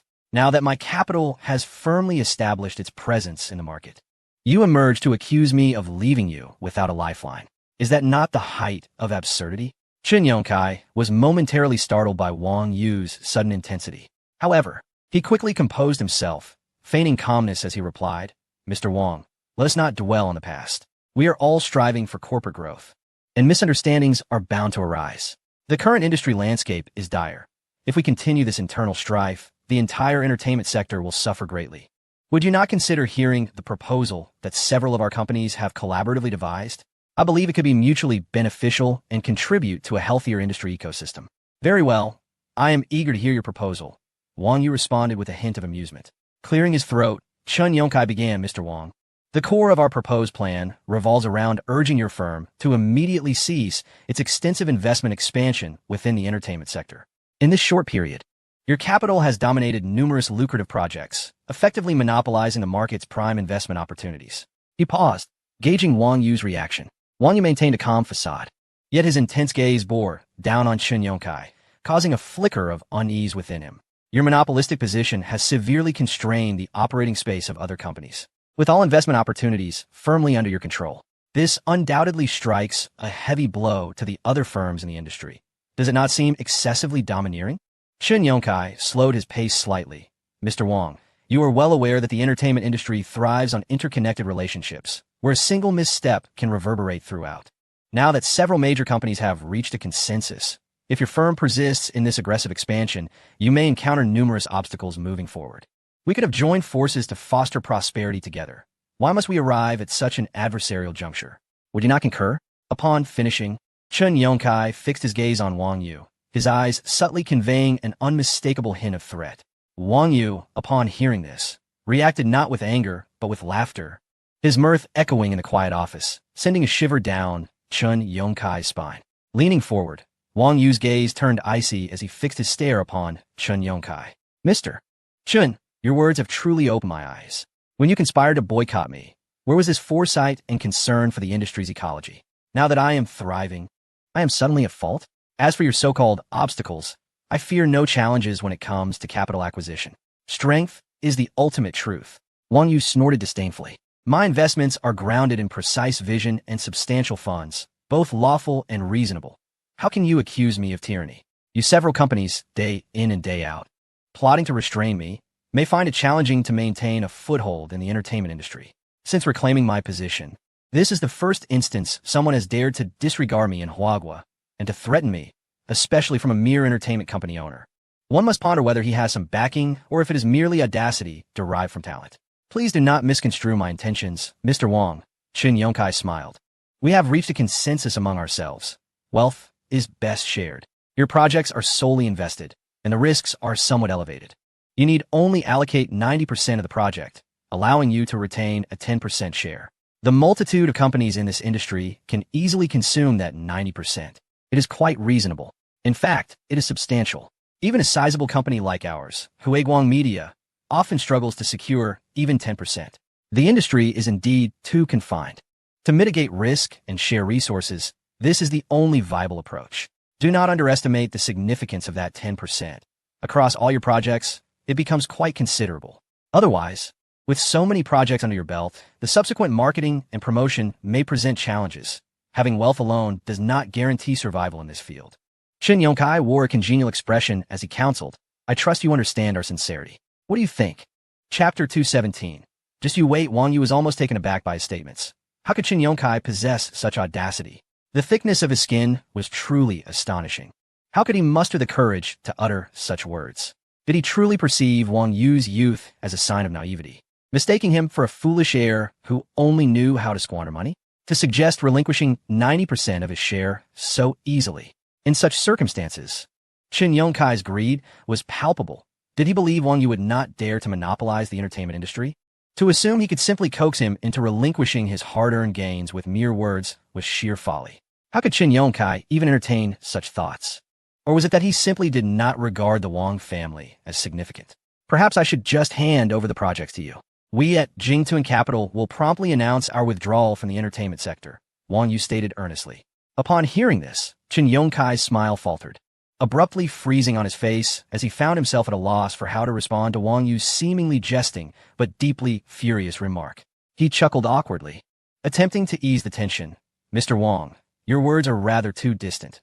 We harbor no such intentions.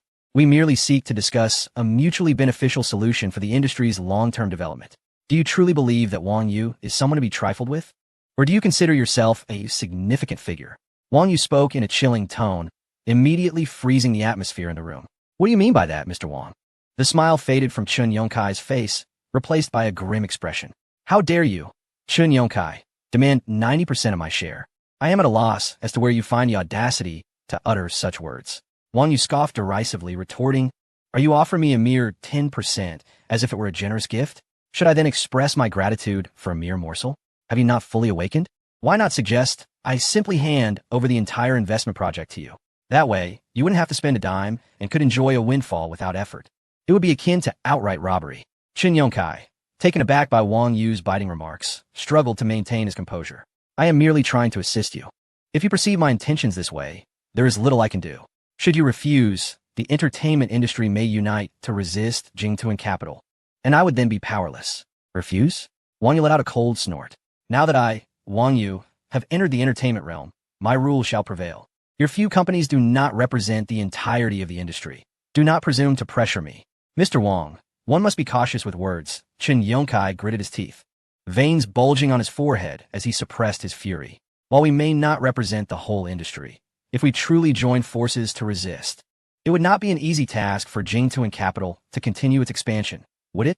Just imagine, if filming locations are denied to you, renowned artists shun your projects, and promotional channels are closed off, how would you present your work to the public? Then let us see if you can stifle the expansion of Jingtuan Capital. Wang Yu replied flatly, casting a calm glance in Qin Yongkai's direction. A shiver coursed through Qin Yongkai as he recognized the gravity of the situation. Wang Yu was not someone he could easily manipulate. Regaining his composure, he said, Mr. Wang, perhaps I overreacted. But do you truly wish to incite chaos within the entertainment industry? Do not force us into a situation where both sides suffer, allowing others to reap the rewards. Suffer? How dare you even entertain that thought?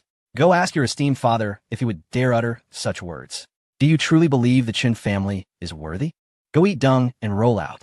Wang Yu delivered a decisive eviction order. Qin Yongkai's face turned crimson, veins throbbing on his forehead. His eyes ablaze with fury as he glared at Wang Yu, his chest heaving violently. Wang Yu, do not overstep. You have humiliated me today, and I will ensure you regret it. Qin Yongkai shouted in anger. He abruptly stood and strode towards the door, halting momentarily to turn back with venomous intent. You wait. This matter is far from over. The entertainment industry will not allow you to act with impunity. I, Qin Yongkai, will not swallow this insult. Nor will the entire Qin family. Wang Yu observed calmly as Qin Yongkai exited the office. Ever since Qin Yongkai chose to ostracize Jingtuan Capital, this conflict would not reach a resolution until one party ultimately conceded. Wang Yu was not so benevolent as to spare those who bullied him. If individuals within the entertainment industry could mistreat him, how could he possibly survive? The entire nation would revel in his misfortune. In the future, even the most insignificant characters could create obstacles for him. A glimmer of murderous intent flickered in Wang Yu's eyes. This group of relics from the past. The country has not dealt with you yet, and yet you continue to prance about. Not long after Qin Yongkai departed, Wang Yu received a report from Long Lily. A seismic shift had occurred within the entertainment industry. Qin Yongkai's brilliant media, in collaboration with several other companies, had jointly issued a declaration, joint statement on maintaining a healthy ecosystem and fair competition in the entertainment industry. Recently, the dynamics of the entertainment sector had shifted dramatically. With new forces continually emerging, represented by Wales Capital, these nascent powers, upon entering the entertainment sphere, had engaged in a series of radical and unreasonable business practices, severely undermining the ecological balance and fair competition within the industry. Wales Capital, with its formidable financial resources, have been almost manically monopolizing quality projects. Such actions had resulted in the monopolization of numerous promising film and television projects, depriving other companies of the opportunity to compete fairly. If this trend were to persist, the entertainment industry would lose its diversity and innovation, devolving into a monologue under the capricious control of capital. We demand that Wales Capital immediately cease its unreasonable project monopolization and return to a fair and orderly market environment. Otherwise, projects funded by Wales Capital will be barred from premiering on major film and television platforms. We firmly believe that only through collective effort and adherence to industry standards can the entertainment sector continue to thrive, producing high-quality works that bring joy to the audience. Wang Yuk surveyed the documents on his computer, a cold smirk gracing his lips. The response was indeed swift. Just as one door closed, another opened with a resistance announcement. Any project funded by Wales Capital was now their target. Once completed, these works would struggle to even premiere. This was a decisive severance from Wales Capital, an overt act of censorship. The entire entertainment industry was captivated by the spectacle, eagerly anticipating brilliant media's subsequent counterattack. No one expected such an explosive development. This was a direct assault, a full-on confrontation with Wales Capital. In this internet era, with traditional broadcasting waning, if major platforms refused to showcase Wales Capital's projects, even the finest productions would be rendered useless. It was not just the investors. Directors and lead actors would find themselves stripped bare of their fortunes. Industry insiders were abuzz with speculation, with numerous film company executives gathering privately to discuss their perspectives on the unfolding events. Some felt fortunate to have avoided the fray, while others secretly plotted how to exploit the turmoil to benefit their own companies. Chapter 218. Chin Fani shall not stand aside. Companies that had already signed contracts with Wales Capital and received funding were now in a state of surprise, anticipating substantial profits. Upon the release of this statement, a profound sense of shock enveloped everyone, leaving them momentarily blinded and at a loss. The proprietor of a small film production company sat at his desk, his hands clasped over his head, a visage of despair etched upon his face. It's over. Our company relies on this investment for survival, hoping to seize this opportunity for a turnaround. Now, if the project cannot launch, not only will we fail to earn a profit, but we won't even be able to pay our employees. Simultaneously, those companies that had hesitated, contemplating a collaboration with Wales Capital, were now silently rejoicing in their prudence. Thankfully, they had not signed, or they too will be facing dire consequences. Many had pinned all their hopes on this project, relying on it to turn their fortunes around. Yet, they had only just secured the investment and had not even begun filming when this significant setback struck. The customer service line for Wales Capital was instantly inundated with calls, all seeking advice on how to navigate this predicament, while others sought to terminate their contracts, further burdening an already overwhelmed support team. Suddenly, the phone rang. Wang Yu furrowed his brow, glancing at the caller ID. It was Yang Mi. Without hesitation, he pressed the answer button. "Young Master Wang, have you missed me?" Yang Mi's melodious voice resonated from the other end. "What prompted you to call me?" Wang Yu smiled. "You never took the initiative to contact me, did you?" Yang Mi's voice carried a hint of melancholy. "Young Master Wang, with so many beautiful women around you, have you completely forgotten about this old woman who possesses your charm? Please, do not jest with me." Wang Yu replied, a slight smirk gracing his lips. He regarded Yang Mi's words lightly. She was merely a career-oriented woman, and such remarks were second nature to her. Taking them to heart would be a grave mistake. On a more serious note, young Master Wang, you are now a prominent figure in the entertainment industry. The moment that joint statement was released, the entire circle erupted. How do you intend to respond? I find myself rather uncertain, Yang Mi inquired. They come at me with great force, attempting to intimidate Wales Capital into retreating. They naively believe that by uniting, they can trap me. Such notions are utterly fanciful, Wang Yu replied coolly. Are you frightened? Frightened? Young Mi, have navigated the tumultuous waters of this industry for years and have never truly feared anything, she retorted, her tone tinged with stubbornness. I have come to assure you that Jiaxing stands firmly by your side. You need not worry about my contract being terminated. Has there been a conflict between you and Chen Yongkai? Wang Yu queried. Indeed, Yang Mi sighed in resignation. He has not hesitated to undermine me in the past, and I remember every slight. Chen Yongkai presents himself as virtuous, yet he is narrow-minded and ruthless. He employs both coercion and allure to establish his dominion, leaving those smaller firms unwilling to submit to him in a state of unbearable distress. A glimmer of coldness flickered in Wang Yu's eyes as he coldly remarked, "Such behavior is truly reprehensible. It seems that unless he is thoroughly brought down, tranquility in the entertainment industry will remain elusive." With a slight upward curve of his lips, revealing a hint of confident smile, he responded to Yang Mi's somewhat provocative comment without much elaboration. After exchanging a few casual remarks, he ended the call. Yang Mi indeed possessed remarkable determination, steadfast in her stance, showcasing her intelligence. In contrast to the attitudes of other companies, Yang Mi's position was particularly astute. Having already allied with Whale Capital, the notion of bowing to Huiguang Media and becoming a mere fence-sitter would yield no benefits from either side. Leaning back in the leather chair, a glimmer of admiration appeared in Wang Yu's gaze. It was indeed rare to have a steadfast ally like Yang Mi. To the uninformed observer, Whale Capital seemed to have exhausted their strategies. As a newly emerged capital with no substantial foundation, their only options appeared to be begging for mercy or retreating from the entertainment industry in disgrace. However, in Wang Yu's eyes, this was merely a trivial matter. If Chen Yongkai adhered to the rules and engaged in normal commercial competition, Wang Yu would accept defeat graciously. Yet, with Chen Yongkai resorting to these outrageous tactics, he could hardly be blamed. At that moment, the phone rang again. Glancing down, Wang Yu noticed the caller ID was Qin Fun, and an involuntary smile tugged at the corners of his mouth. He mused inwardly that this fellow was quite well informed. The call was self-evident. He pressed the answer button and greeted with a light-hearted laugh. "Ah, young Master Qin, what brings you to call me? I just heard about the commotion in the entertainment industry. Chen Yongkai and his band of clowns are uniting to resist us at Whale Capital. Isn't that absurd?" Qin Fun's voice, filled with his characteristic boisterous laughter, came through the line.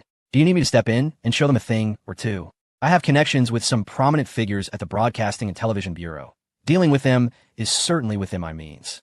No need to trouble yourself with such trivial matters. I intend to seize this opportunity to thoroughly cleanse the murky waters of the entertainment industry and establish the prestige of Whale Capital," Wang Yu replied nonchalantly, reclining against the back of his chair. Upon hearing this, Qin Fun chuckled heartily. "All right then, since you have it all figured out, I want to meddle. But remember, if you encounter any tricky issues, just say the word, and I, Qin Fun, will not hesitate to assist." "Understood," Wang Yu responded with a smile. "All right then, I'm off to have drinks with the ladies here. I'll hang up now." After Qin Fun concluded the call, he promptly ended it. One by one, people around Wang Yu began to call, some offering assistance while the women expressed concern for his well-being, showing no worries regarding his ability to handle the situation. Outside the company, the Rolls-Royce Cullinan had been waiting for some time. Upon seeing him approach, Lung Feng hurriedly exited the vehicle and respectfully opened the door for him. To Zhang Rou's place, Wang Yu instructed the driver softly as he settled into the car. Lung Feng nodded, starting the engine and smoothly merging into the bustling traffic of the metropolis. Shortly thereafter, the car came to a stop beneath the apartment building where Zhang Rou resided. He effortlessly arrived at the floor where Zhang Rou resided, standing before the door as he entered the password. Upon stepping inside, Wang Yu was greeted by the sound of light footsteps approaching from the direction of the bedroom. Upon seeing Wang Yu, Zhang Rou paused for a moment. Then her face blossomed into a radiant smile. "Oh, what a surprise. How did you know I was off today?" "I finished my work at the company and thought of coming to accompany you right away," he replied, stepping forward to gently embrace Zhang Rou, his chin brushing against the top of her head as he inhaled the faint fragrance of her hair. Zhang Rou nestled against Wang Yu, wrapping her arms around his waist and playfully tapping him. "You always know how to cheer me up, but the fact that you are here makes me exceedingly happy." Chapter 219. You're my first woman. You arrived just in time. I just baked a small cake and was worried about finishing it alone. Zhang Rou leaned against Wang Yu, playfully tapping his chest. She took his hand and led him to the living room, where a beautifully crafted three-tiered cake adorned with an array of fruits awaited them. They sat down at the dining table, and Zhang Rou handed Wang Yu a piece of cake. "Quick, try it and see if my skills have improved." Wang Yu took the cake, took a bite, and the soft texture melted in his mouth, the sweet flavor instantly enveloping his senses. It's delicious. With your skills, you could open a bakery." Zhang Rou laughed joyfully. "I'm glad you like it. By the way, how is everything at the company lately? There seems to be a lot of information online." Upon mentioning the company, a flicker of concern crossed Zhang Rou's eyes.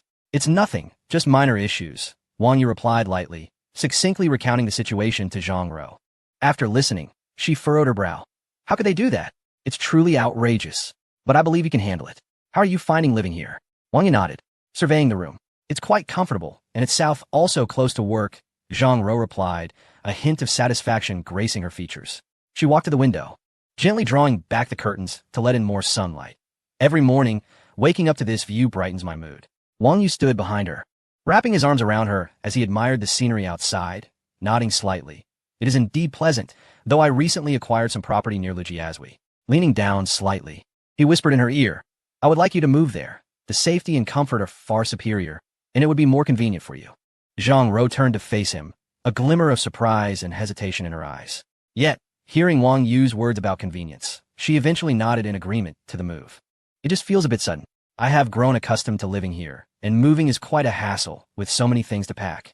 Biting her lip, a hint of reluctance showed in her gaze, as this apartment held many cherished memories for her and Wang Yu. Just take a few essentials. I'll have my bodyguard handle the rest, Wang Yu replied nonchalantly. All right, she acquiesced. Zhang Ro nodded and, after tidying her attire, followed Wang Yu downstairs. Not far away, a black Rolls-Royce Cullinan stood silently by the roadside. After allowing Zhang Ro to take the passenger seat, Wang Yu addressed Lung Feng, instructing him to pack everything at home and deliver it all to Tang Cheni Pin, leaving nothing behind. Understood, young Master Wang. I will handle it immediately. After noting the secret, Lung Feng ascended the stairs. Wang Yu then took the driver's seat of the Cullinan and drove away swiftly. Before long, they arrived at the underground parking lot of Tang Cheni Pin. Wang Yu parked the car and once again opened the door for Zhang Ro. Their fingers intertwined. They walked towards the elevator together. Upon pressing the button for the top floor, Zhang Ro's heart began to race as the elevator ascended slowly. Soon, they reached their floor, and Wang Yu led Zhang Ro to his home, entering a code that caused the door to swing open.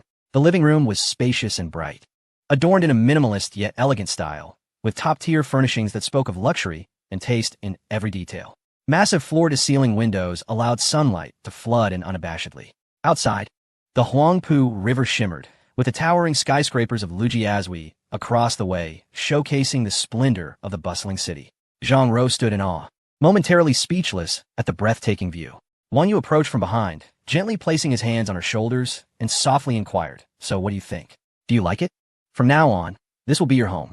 Overwhelmed by the opulence surrounding her, Zhang Ro turned to face him, her eyes glistening with emotion. With a voice tinged with a slight tremor, she confessed, I love it. I truly do. Honestly, I thought you might have forgotten me. I saw your new girlfriend online, and she looks amazing. I was so afraid you might not want me anymore. Upon hearing Zhang Ro's words, Wang Yu cupped her face in his hands, urging her to meet his gaze, his eyes filled with unwavering determination. How could you think that? No one can ever replace you in my heart. You are my first love. There has always been a place for you within me. He enveloped her tightly in his arms, resting his chin atop her head, whispering words of comfort. Wang Yu gradually lowered his head, gently brushing his lips against Zhang Ro's rosy ones. She instinctively closed her eyes and wrapped her arms around his neck, reciprocating his kiss. Wang Yu deepened the kiss as they moved toward the bedroom, their tongues entwining in a passionate embrace. Zhang Ro's cheeks flushed, lost in the fervent affection enveloping them. The living room was thick with an intimate atmosphere, sunlight casting their intertwined silhouettes against the wall. The following day, while the entertainment industry appeared calm on the surface, beneath it lay turbulent undercurrents. Countless individuals awaited Wang Yu's next move. Would he choose to compromise and withdraw, or would he retaliate fiercely? Just as the anticipation reached its peak, the broadcasting department announced the initiation of an investigation into Hui Wang Media and other companies. Our department has successively received several formal reports against companies such as Brilliant Media. Upon preliminary investigation, it appears that Brilliant Media and others are suspected of violating multiple laws and regulations, including the anti-monopoly law and the anti-unfair competition law, severely disrupting market order and harming the fair competitive environment of the industry, as well as consumer rights.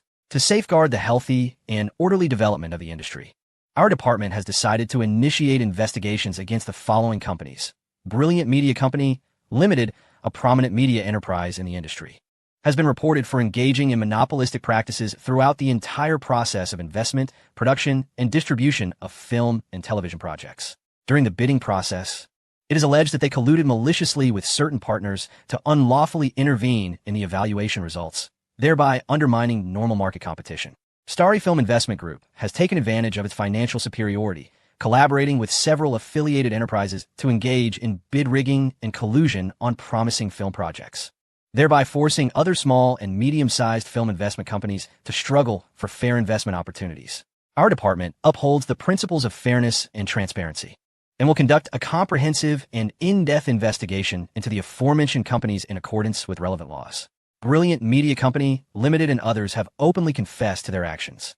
In light of Brilliant Media Company Limited's long-standing monopolistic practices in the investment, production, and distribution of film and television projects, which have severely damaged the fair competitive environment of the market, a substantial fine of 1 billion Huaxia coins has been imposed on them. Starry Film Investment Group, having significantly obstructed the normal development of small and medium-sized film investment companies, has been fined 800 million Huaxia coins. As soon as the news was released, the entire entertainment industry was once again shaken. Numerous industry professionals applauded the decision, major media outlets rushed to report on it, and netizens fervently discussed the regulatory authorities' decisive actions. Expressing high praise, the stock prices of companies like Brilliant Media plummeted dramatically, resulting in the evaporation of hundreds of billions in capital. Many pondered the sudden announcement of this investigation, ultimately focusing their attention on Wang Yu. He alone possesses such influence. Coincidentally, just the day before, Brilliant Media had issued an industry statement addressing the development of Whale Capital, only to be fined by the Broadcasting Authority shortly thereafter. Previously, smaller companies worried about the fate of Whale Capital after being sanctioned by Brilliant Media, but now seems their concerns were unfounded. Brilliant Media and similar companies control major platforms and most cinema resources. To profit, one must rely on them. Whale Capital's offense against these corporations rendered any amount of money useless, sealing its fate for a dismal conclusion. However, the announcement from the Broadcasting Authority has left many gasping in disbelief. What kind of background does Wang Yu possess that even the Broadcasting Authority appears to be assisting him? Brilliant Media had previously barred Whale Capital from screening projects on their platform, yet now the Broadcasting Authority has seized upon their monopolistic behavior, ensuring they face severe consequences. Witness who truly holds the upper hand in the entertainment industry. Chen Yongkai, just risen from slumber, sensed an unusual gaze from his assistant, Xiaomi. What is it? He inquired. Mr. Chen, I believe you have yet to see today's news. She hesitated before speaking. What news? Chen Yongkai wrapped his arms around her, prompting her to elaborate. Perhaps it would be best for you to look for yourself, she replied, handing him her phone. Having served Chen Yongkai for several years, she had gained a fair understanding of his temperament. He treated her decently, often fulfilling her desires for luxury items, yet when troubled, he could be both harsh and unkind. Whenever he needed assistance, a mere phone call summoned her presence. Earning money is arduous, and the burdens are heavy, he thought, furrowing his brow as he accepted the phone. She seldom concerned herself with matters beyond her purview, which was why she had remained by his side all these years. However, her current demeanor was clearly off-kilter. Anxiety radiated from her being. What could be amiss? Suddenly, a wave of unease washed over Chen Yongkai. He grasped the phone and gazed at the screen. With a bold headline read, Huiguang Media and other companies fined 1 billion for alleged monopoly. His pupils constricted in shock, and his fingers trembled uncontrollably, causing the phone to slip from his grasp and fall onto the bed. Shaking himself from the daze, he picked up the device once again. Each accusation from the Broadcasting Authority struck him like a dagger, piercing his very essence. Impossible. This is slander. He felt his temples throb, veins bulging on his forehead. Chen Yongkai stared intently at the screen displaying the hefty fine, and a wave of dizziness engulfed him. He staggered, clutching the bedpost, a metallic taste rising in his throat. Suddenly, blood erupted from his mouth, splattering against the phone's surface. Xiaomi let out a terrified scream, instinctively rising to her feet, only to topple the bedside table, shattering a perfume bottle across the floor. Yet Chen Yongkai remained oblivious, fixated on the screen. Wang Yu, you wretched scoundrel! He roared like a cornered beast, seizing the crystal ashtray from the bedside and hurling it against the wall. Xiaomi cowered in the corner, watching as this once vibrant man seemed to age a decade within mere moments. Chen Yongkai slumped at the edge of the bed, disheveled hair falling over his forehead, blood staining the corner of his mouth, his eyes reflecting a harrowing emptiness. There was no need for further contemplation. He knew this was the handiwork of Wang Yu. Recently, he had not crossed paths with anyone else who could wield such influence, and Wang Yu alone possessed the means to orchestrate this. His previous confidence in opposing Wang Yu stemmed from the belief that the elder of the Wang family would refrain from intervening. After all, there had been precedents. Many scions of the elite, upon reaching adulthood, ventured into entrepreneurship to prove themselves, a pursuit their families often supported. Regardless of the outcome, be it financial ruin or being taken advantage of, the older generation remained unconcerned. They encouraged their progeny to embark on entrepreneurial endeavors not solely for profit, but to cultivate essential skills. This is merely a preparation for inheriting the family business. Such occurrences are quite common among the upper echelons of society. Wang Xikong serves as a quintessential example. Despite suffering considerable financial losses, old Wang remained unfazed. The only assistance he provided was the continuous flow of funds. Ultimately, he never sought connections for his son. Qin Yongkai's actions towards Wang Yu may appear severe, yet they are merely commercial maneuvers. Even if the matter were escalated, Qin Yongkai would not perceive himself as in the wrong. These are the tacit rules accepted within their circle. Initially, when targeting Wang Yu, he did not opt for alternative solutions, but rather chose to throw money at the issue.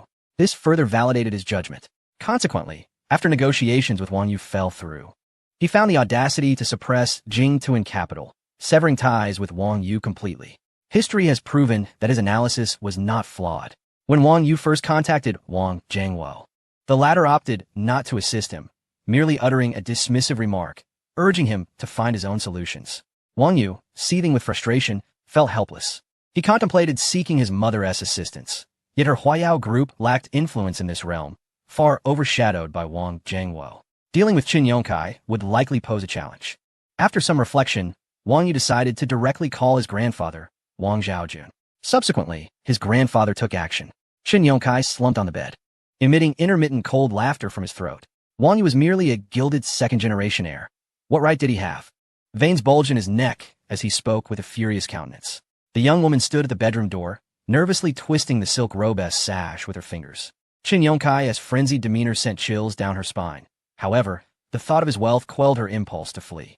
"Let me have a sip of water to calm down," she said, reaching for the glass on the bedside table, only to have it swatted away by Qin Yongkai. The glass shattered against the wall, scattering shards across the floor. "It's all your fault, you jinx." Qin Yongkai's bloodshot eyes bore into her. "If it weren't for your incessant pestering, would I have been distracted enough to ruin the project?" "Me?" she said in bewilderment, pointing at her own face. Chapter 221. That old man speak. "Have you been colluding with that boy Wang Yu all along, passing him information?" Qin Yongkai threw her onto the bed, gripping her neck tightly.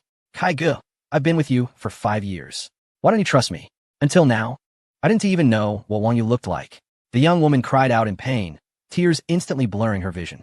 Realizing her breathing was becoming increasingly labored, Qin Yongkai gradually released his grip, slowly sinking onto the edge of the bed, lost in thought. By noon, Qin Yongkai finally arrived at the office. As he stepped through the company's entrance, all eyes turned toward him. He strained to maintain an upright posture, attempting to intimidate the onlookers with his former authority. Yet his disheveled hair and wrinkled suit silently conveyed his distress. The receptionist, who used to greet him with a bow and a nod, now feigned an interest in organizing documents, her fingers dancing swiftly across the keyboard, fearful of incurring Qin Yongkai's ire. In the corridor, several department heads whispered among themselves, and upon catching sight of him, they scattered like startled birds. Qin Yongkai chose to disregard the commotion and entered his office. From beginning to end, this predicament was a result of his own decisions, and the involvement of the Wang family was an unforeseen complication. He could only lament his unfortunate fate. Given the current circumstances, there was no alternative but to mitigate the losses, refraining from further provoking Wang Yu. He merely hoped that Wang Yu would grant him some leniency. Qin Yongkai had scarcely settled into his office when his secretary entered, carrying a stack of documents. "Mr. Chun, these are the recent project submissions from the company. Television, music, and film have all been rejected by the relevant departments," she said cautiously. "All of them rejected? What are the reasons? Surely, there must be some justification." Qin Yongkai clenched his fists, his words escaping through gritted teeth. The secretary instinctively took a step back, extracting a few rejection notices from her folder. They claim there are risks of market monopolization, and some key personnel involved have integrity issues. Qin Yongkai felt a wave of dizziness wash over him. He was well aware that in Huagua, any entertainment project intending to circulate publicly must undergo scrutiny. Only after passing this review could they disseminate their work and generate profits. It was not uncommon for projects to face issues during review. Occasionally, some were returned for minor infractions, which was entirely normal. In such situations, one could typically amend the problematic aspects and resubmit, with most cases resolving without issue. especially for a company like Huiguang Media, which had stood the test of time in the entertainment industry. They had a clear understanding of the standards. However, encountering a complete rejection of all projects was unprecedented. Shin Yongkai could not help but feel a pang of regret. Had he known the Wang family would be so ruthless, he would have avoided provoking Wang Yu. Had it not been for his reckless optimism, he wouldn't have found himself in this predicament, nor would he have offended the heads of several other companies. Huiguang Media faced a fine of 1 billion. Other companies were similarly penalized to varying extents, from hundreds of millions to tens of millions. They dared not confront Wang Yu, but the reckoning for this debacle would inevitably fall upon him. Furthermore, each project had annotated comments detailing the issues. The secretary hesitated before speaking. There's a certain urban film that features a subplot about a small-time thug, which was criticized for promoting gang culture and alleged criminality. Another project features a female lead who is romantically involved with a wealthy heir, criticized for its portrayal of vanity. Such annotations were numerous. Adhering to their suggestions would necessitate the reshooting of many projects. Shin Yongkai seized a teacup from his desk and hurled it against the wall in frustration. Reshoot? Do they think our company's funds grow on trees? His roar reverberated, causing the glass windows to tremble and prompting the secretary to instinctively retreat a step. Given the current situation, it was evident that Wang Yu was behind this turmoil. Perhaps you should consider seeking him out. To see if a resolution can be found, the secretary suggested cautiously. Shin Yongkai abruptly turned around, his bloodshot eyes blazing with fury. Find him? How am I supposed to do that? Should I kneel and plead with that insufferably immature brat? It was indeed an unfavorable predicament. Yet the losses our company has incurred are simply too immense. 10 billion in fines, and the investments in these projects are likely to go down the drain. The secretary presented a document before Shin Yongkai. When all the losses are tallied, it may well exceed 50 billion. Our company's financial standing cannot bear such a catastrophic blow. Shin Yongkai swallowed hard, trembling as he grasped the document. This debacle was entirely of his own making. Even if he wished to place blame elsewhere, there was no one to accuse. A weight settled in his chest, making it difficult to breathe. He forced himself to open the document, and with each line he read, his anxiety deepened.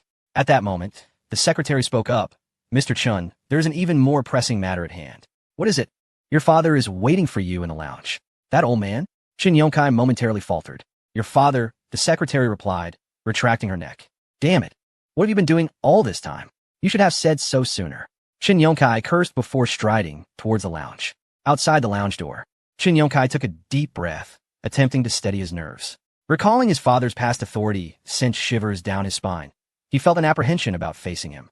Ultimately, however, he pushed open the lounge door and stepped inside. The air was thick with the rich scent of sandalwood, and there sat the elderly Chun, silver-haired and poised, savoring his tea in a redwood armchair. A young woman stood behind him, gently massaging his shoulders. Upon hearing footsteps, he did not lift his gaze. Remaining focused on his tea, Shin Yongkai's knees buckled, crashing heavily onto the floor, though the pain in his knees felt distant. The elder slammed his teacup down on the table, the sharp sound causing Shin Yongkai to startle. 10 billion in fines. 50 billion in losses. Do you think Huiguang Media is your plaything? Dad, it's Wang Yu. Shin Yongkai instinctively began to defend himself. Silence. The elder shot him a glare. Some means are necessary in business, and you have not forgotten what I entrusted to you, which you have executed adequately. But why did you provoke the Wang family? Do you understand who they are? Then let me ask you, what were you thinking? Are you a fool? The Wang family is someone others steer clear of. Yet you sought them out for trouble. Now look what you've done, dragging the entire Chun family into this mess. Shin Yongkai obediently knelt, his gaze locking onto his father's bloodshot eyes. The elder coughed violently, prompting the young woman to pat his back for comfort. Do you not comprehend the weight of the Wang family? Tell me, what were you thinking? You are foolishly trying to pit a chicken against a rock. This vast family estate. Are you intent on squandering it all? Chapter 222. What nonsense rules are these? As the founder of Brilliant Media, Old Master Chun held a profound affection for the company. Over the years, it had evolved from a modest enterprise into a titan of the industry, growing alongside the entertainment realm. Shin Yongkai knelt on the cold-tiled floor, gazing at his father's heaving chest, his throat constricted with emotion. After enduring countless hardships, they had finally achieved the present glory. Yet, in such a short span, he had plunged the company into an abyss of despair. Old Master Chen Linzhong trembled as he grasped his sandalwood cane, striking the floor with resounding thuds. Having battled through the vicissitudes of business for decades, he understood that commerce was not merely about transactions. The survival and growth of a company hinged upon prudence. One must discern whom to offend and whom to appease, keeping one's mind as clear as a mirror. The marketplace resembled a battlefield, where each step was as precarious as walking on thin ice. This was no mere platitude. He had always maintained a respectful distance from the second-generation heirs with red backgrounds, endeavoring to avoid any potential vulnerabilities. Never did he anticipate that, after a lifetime of caution, after elevating brilliant media to unprecedented heights, his son Chen Yongkai would embroil him in such a colossal mess barely 2 years into his retirement. This prodigal offspring seemed intent on condemning brilliant media to its demise. Upon rising that morning, he had received alarming news from the board. Upon grasping the situation, he rushed to the company without delay. "Father, I truly did not foresee that the Wang family patriarch would retaliate," Chen Yongkai lamented, his face etched with regret. "I never imagined it would escalate to this point. Had I known, I would never have dared to confront Wang Yu. He has monopolized numerous projects. If I had not acted, brilliant media could have been usurped from its leading position by his capital. While the facts are as you say, why did you not consult me before making such a monumental decision?" Old Master Chen inquired, his face stern. "I thought we had dealt with similar issues in the past without consulting you," Chen Yongkai replied, lowering his gaze in shame. "I never anticipated that such a straightforward business rivalry could spiral to this extent. The Wang family is truly devoid of honor. Straightforward business rivalry? Do you even realize who Wang Yu is?" Old Master Chen's expression darkened with fury. Wang Yu is the son of Wang Jiangwo and the grandson of Wang Zhaojun. Anyone in Huaguo aware of his lineage would think twice before provoking him. You walked right into his trap. Have you not seen the multitude of sectors in which Whale Capital has invested? Which of them dares to oppose him? Tell me, have you lost your mind? I believe you have grown far too comfortable in recent years, thinking yourself invincible and disregarding everyone. How could you commit such a foolish act? Have my teachings over the years fallen on deaf ears? I truly should have disciplined you more rigorously. The more old Master Chen spoke, the angrier he became, wishing he could chastise this unfilial son. Upon hearing this, Chen Yongkai was instantly flustered. "Father, I cannot bear the entire blame. It is the Wang family that has disregarded the rules. After the patriarch of the Wang family stepped down from his pivotal position, the younger generation lacked the necessary maturity, and their every move attracts immense scrutiny. For a family of such stature, maintaining a low profile is paramount. The old man of the Wang family resorted to such tactics over a trivial matter concerning Wang Yu. Does he not fear a collective onslaught from his adversaries, disregarding the established norms?" Chen Laoyizi scoffed. "The rules were dictated by their family. What rules are worth adhering to? Wang Yu is their sole heir, a cherished gem. If he went to his grandfather to lament, how could the old man not be incensed upon seeing his beloved grandson wronged?" Chen Yongkai, confronted with Wang Yu's illustrious background, not only failed to ingratiate himself, but actively provoked him. In the realm of business, even if all of Capital Devour's investments in the entertainment industry eventually resulted in losses, the Wang family would not intervene. Wang Yu's grandfather would not deploy his political influence to rectify matters for a mere trifling issue against Huiguang Media. Otherwise, how could the Wang family continue to navigate the political arena in China? Such matters would inevitably be raised time and again, often accompanied by tales of the Wang family's prowess. When Wang Yu suffered financial losses in the entertainment sector, the old man effortlessly reversed the situation, imposing hefty fines on rival companies for the flimsiest of reasons. This would leave a lifelong stain on one's reputation. However, Chen Yongkai's folly lay in his arrogance, believing that the company's leading position afforded him immunity from the larger picture. Huiguang Media was indeed a behemoth in the entertainment industry. Yet in the shadow of the Wang family and Wang Jiangwo's vanguard heavy industry group, it was nothing more than a trifle, unworthy of even being considered. Yet, Huiguang Media, in collusion with several other companies, sought to ostracize Capital Devourer. This was a different scenario. It was a blatant affront to the entire Wang family. Should the patriarch of the Wang family take action, no one would dare to voice dissent, nor would anyone find fault with him. Chen Yongkai was rendered speechless by the elder's words. He understood the magnitude of the losses this incident had inflicted on the company and the precariousness of their situation. Were it not for his lineage as the son of Chen Linzhong, he would likely be facing termination or even imprisonment. "Father, is there truly no way to remedy this? Can we not extend an apology to the Wang family?" Chen Laoyizi coldly snorted. "Apologize? Only now do you think of making amends? The board has already decided to relieve you of your position. You shall fend for yourself from now on." Chen Yongkai abruptly lifted his head, disbelief etched across his face. "Father, I am your own son. My contributions have been pivotal to Huiguang Media's success. Reflect on this matter and prepare to apologize to Wang Yu. Henceforth, the company will no longer require your oversight, Chen Lin Zhang replied, shaking his head as he allowed the beauty behind him to push his wheelchair out of the room. Among his sons, Chen Yongkai was considered the most capable, yet now he appeared unreliable. Having ascended to a position of power, he had become conceited, oblivious to the realities around him. This matter had escaped the understanding of even an elder like him. In the lounge, Chen Yongkai remained frozen in place, kneeling with a dazed expression. He held shares in the company, albeit a meager amount. Now, the board of directors has directly relieved him of his position, rendering decades of hard work utterly futile. I am filled with resentment. He suddenly rose, seizing a chair and violently smashing it against the corner wine cabinet. The glass door shattered with a resounding crash, and the expensive wine bottles exploded in succession.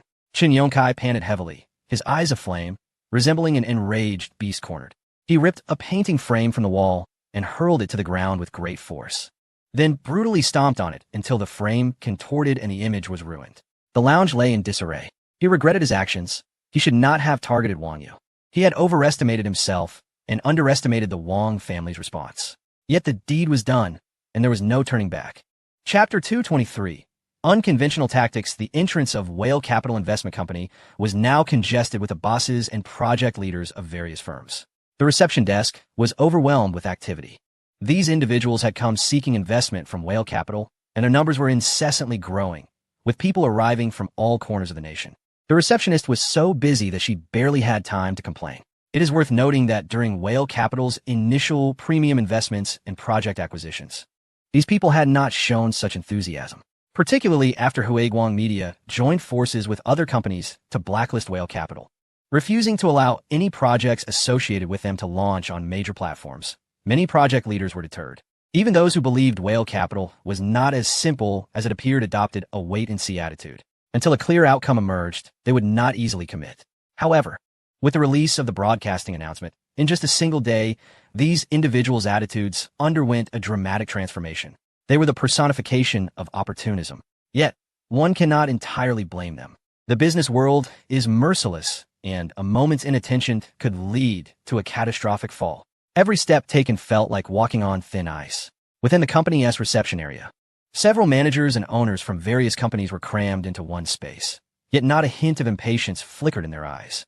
They all clutched documents, hoping to secure investment from Whale Capital. They no longer yearned for the previous premium investments from Whale Capital. A valuation close to market price would suffice. The identity and background of Whale Capital's owner, Wang Yu, were simply formidable. During this period, dozens of companies within the entertainment industry had united against Whale Capital, only to be met with a crushing counterattack that left them reeling. They witnessed the spectacle with a sense of schadenfreude. Initially, they had assumed Whale Capital would quietly withdraw under Huiguang Media's embargo, as Huiguang Media remained the unrivaled monarch of the entertainment realm. They had prepared to seek investment from Huiguang Media instead. Unexpectedly, Whale Capital not only remained standing, but surged back with a vengeance. Finally, they understood why Whale Capital had shown no signs of distress in the face of Huiguang Media's threats, appearing unfazed and serene. They began to grasp the source of Wang Yu's audacity to confront the entire entertainment industry. They had never witnessed such a spectacle. The entertainment industry typically operates on a cycle of mutual censorship and restriction. However, Wang Yu defied convention by wielding the powerful card of the broadcasting authority. These companies, akin to mere jesters, exhibited no capacity for resistance under the weight of principles. What could these entertainment firms possibly use to contend with Wang Yu?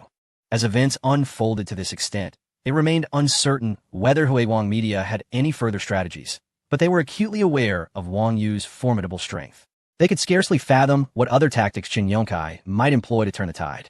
Unless these companies were prepared to abandon their aspirations in the entertainment sphere, they ought to recognize the prevailing circumstances and cease their futile defiance. The strength of Jingtuan Capital was unprecedented, bolstered by ample financial resources. Moreover, the prevailing narrative suggested that Jingtuan Capital merely provided funding without interference in the filming or production processes. Such a company, characterized by abundant funds and minimal involvement, was precisely what they had long coveted. Given the current situation, securing investment from Jingtuan Capital could yield not only financial support, but also a protective shield. Provided that the projects encountered no insurmountable issues, there would be no cause for concern regarding sabotage within Huagua. Consequently, The project leaders hastened to Jingtuan Capital, eager to secure investment. Yet, many harbored quiet regrets for not aligning with Jingtuan Capital at the outset when Huiguang Media sought to suppress them. Now that the situation had been resolved, attempting to solicit investment from Jingtuan Capital had become a matter of reverse fortunes. Previously, Jingtuan Capital had sought them out. Now, they found themselves in the position of soliciting Jingtuan Capital's investment. Unless the projects were genuinely promising, obtaining such investment would likely prove challenging. Most attendees had not come with a resolute desire for investment. Their primary objective was to align themselves and pledge allegiance. Without a doubt, Jingtuan Capital would emerge as the definitive authority in the entertainment realm. Those who understood the situation realized that Jingtuan Capital was destined to become a colossal entity within the industry. Any entertainment company that forged a connection with Jingtuan Capital would undoubtedly prosper. Mr. Wang, how should we handle these companies? Manager Chen inquired, his gaze filled with reverence as he regarded Wang Yu. Throughout this upheaval, Chen had anticipated the company would succumb to the industry's resistance, and he had prepared to minimize losses. Unexpectedly, within a brief span, the tides had turned. Jingtuan Capital remained unscathed, while the companies led by Huiguang Media faced investigations, fines, and necessary reforms. Why had this transpired? Chen speculated that it must be the influence of Wang Yu or Wang Xizong's formidable backing at play. Select a few promising projects. You can manage the rest, Wang Yu stated with a calm demeanor. Understood, boss, Chen replied, nodding before making his way toward the office door. Yet, it was not long before he returned, pushing the door open once more. Wang Yu furrowed his brow and inquired, "Is there something else?" A throng of individuals gathered at the entrance of the company, led by Chen Yongkai. Manager Chen's expression appeared somewhat peculiar. "Oh," Wang Yu exclaimed, momentarily taken aback, before responding with a half-smile. At that moment, at the entrance of the Whale Capital Company, Chen Yongkai stood alongside his companions. The company employees regarded them with evident curiosity. Without needing an introduction, it was clear that among them was Zhang Ming, the president of Xingyao Films, along with several other business proprietors who had joined forces with Brilliant Media to collectively oppose Whale Capital. Each one was a well-known figure in the entertainment industry. Under ordinary circumstances, a mere utterance from this assembly could stir upheaval within the industry. It was a challenge for the average individual to even catch a glimpse of them. Yet here stood these illustrious personalities, now gathered in unison, dutifully stationed at the entrance of Whale Capital. The employees wore expressions of pride, casting sidelong glances at these once mighty figures, discreetly pulling out their phones to snap photos. They speculated on the purpose of this unusual congregation. Manager Chen emerged from Wang Yu's office, furrowing his brow as he surveyed the assembly before him, a flicker of satisfaction dancing in his eyes. Upon noticing Manager Chen's arrival, Chen Yongkai promptly approached him. "Manager Chen, it is an honor to finally meet you. I am Chen Yongkai from Brilliant Media." Although a smile adorned his face, a sense of dejection lingered in his demeanor. "I am Chen Yu, the general manager of Whale Capital. May I inquire about the purpose of your visit?" Manager Chen extended a handshake, feigning ignorance. He was well aware of their intentions. These individuals were the heads of companies who had previously responded to Brilliant Media's call to blacklist Whale Capital. Chen Yongkai nodded and bowed slightly. "May I ask if President Wang is available? We have matters we wish to discuss with him in person." Since his dismissal by the board members, he had planned to retreat abroad for some respite, hoping to evade Wang Yu, fearing that Wang might retaliate against Brilliant Media and him alike. However, upon receiving the elder's directive to personally apologize to Wang Yu, he felt compelled to attend today, hoping to secure Wang's forgiveness and avoid the elder reclaiming his shares. He could only wish for Wang Yu's magnanimity, hoping to be spared. "President Wang is not in the office. Is there anything I can assist you with?" Manager Chen replied coolly. Upon hearing this, Chen Yongkai visibly relaxed. Zhang Ming, the president of Xingyao Films, adjusted his gold-rimmed glasses and addressed Manager Chen. "Could you kindly assist us in contacting President Wang? We have matters regarding potential collaboration. I regret to inform you that President Wang rarely visits the office. Although I am the general manager of Whale Capital, I cannot disturb him without pressing matters," Manager Chen stated, scanning the group with a perfunctory smile. "If you have concerns to share, I am here to listen. Should I find it pertinent, I will reach out to President Wang on your behalf." Manager Chen, "This matter is indeed of utmost urgency." Zhang Ming, feeling a surge of anxiety, exclaimed, "We have prepared a detailed collaboration proposal," but his words abruptly halted. This was due to the stern gaze of Manager Chen, whose expression was imbued with an icy seriousness. Chen Yongkai and Zhang Ming exchanged glances, their faces marked by a tinge of bitterness. At this juncture, Their only recourse was to plead for Wang Yu's forgiveness. There are no other alternatives. Should Wang Yu choose not to grant them clemency, given the current state of the company, bankruptcy loomed ominously on the horizon. We have come here to meet General Manager Wang, primarily to extend our apologies for the misunderstandings that may have arisen in the marketplace. Chun Yongkai recalled the elder's admonitions and, gritting his teeth, spoke resolutely. Beside him, Zhang Ming refrained from mentioning any collaboration, instead adding, "All the mistakes lie with us. We were in the wrong previously. We hope you can convey this sentiment to General Manager Wang and facilitate a meeting, allowing us to express our apologies in person." Reflecting on his earlier foolishness in opposing Wang Yu, Zhang Ming felt a wave of self-reproach. How could he have entertained such thoughts? If not for that, they would not have arrived at this dire situation. His company, Xingyao Film, was also under scrutiny, facing losses comparable to those of Huiguang Media. The one silver lining for him was that he had managed to retain his position and could continue steering Xingyao Film. He could not fault Qin Yongkai for this. The blame lay solely with himself. Had he not fanned the flames, perhaps matters would not have escalated to this extent. Now, his only hope was for Wang Yu to spare Xingyao Film. Indeed, we are all here to express our apologies to General Manager Wang. We hope Manager Chun can relay our message. We have brought projects with us and believe that General Manager Wang will be receptive, they chimed in unison, eager to seek forgiveness. Haha, Manager Chun, I have a trainee under my wing who has expressed admiration for a man of your charisma, and she hopes to make your acquaintance, added one of Chun Yongkai's companions, joining the chorus. These individuals were all prominent figures in the entertainment industry, previously rallying behind Qin Yongkai to jointly ostracize Wang Yu. Now, faced with the impending fines, the pressure became unbearable, prompting them to seek forgiveness from Chun Yongkai and the others. Time was running out. Their companies were on the brink of collapse. Meanwhile, other company heads seeking to collaborate with Jingtuan Capital looked on in astonishment at these once mighty individuals who had been so imperious in the past. It was indeed a striking sight to witness them bowing their heads and speaking with such humility. Yet, it seemed a reasonable development considering the recent regulatory notifications. Those who defied the industry would find themselves unceremoniously expelled. They had run out of options. Had alternatives existed, they would not have resorted to this. With a sense of schadenfreude, they observed these bosses who had previously wielded their influence to exploit others without a second thought. It was a dramatic turn of events, as they now found themselves ensnared by Wang Yu. This served as a poignant reminder that there is always a higher mountain. Had they not unleashed their hubris upon Jingtuan Capital, perhaps they would not be facing such dire consequences.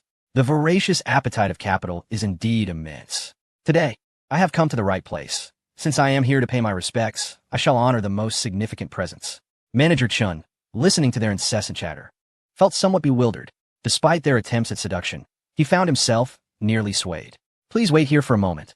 Once I am done with my tasks, I shall assist you in contacting General Manager Wang, he remarked with a furrowed brow before turning away.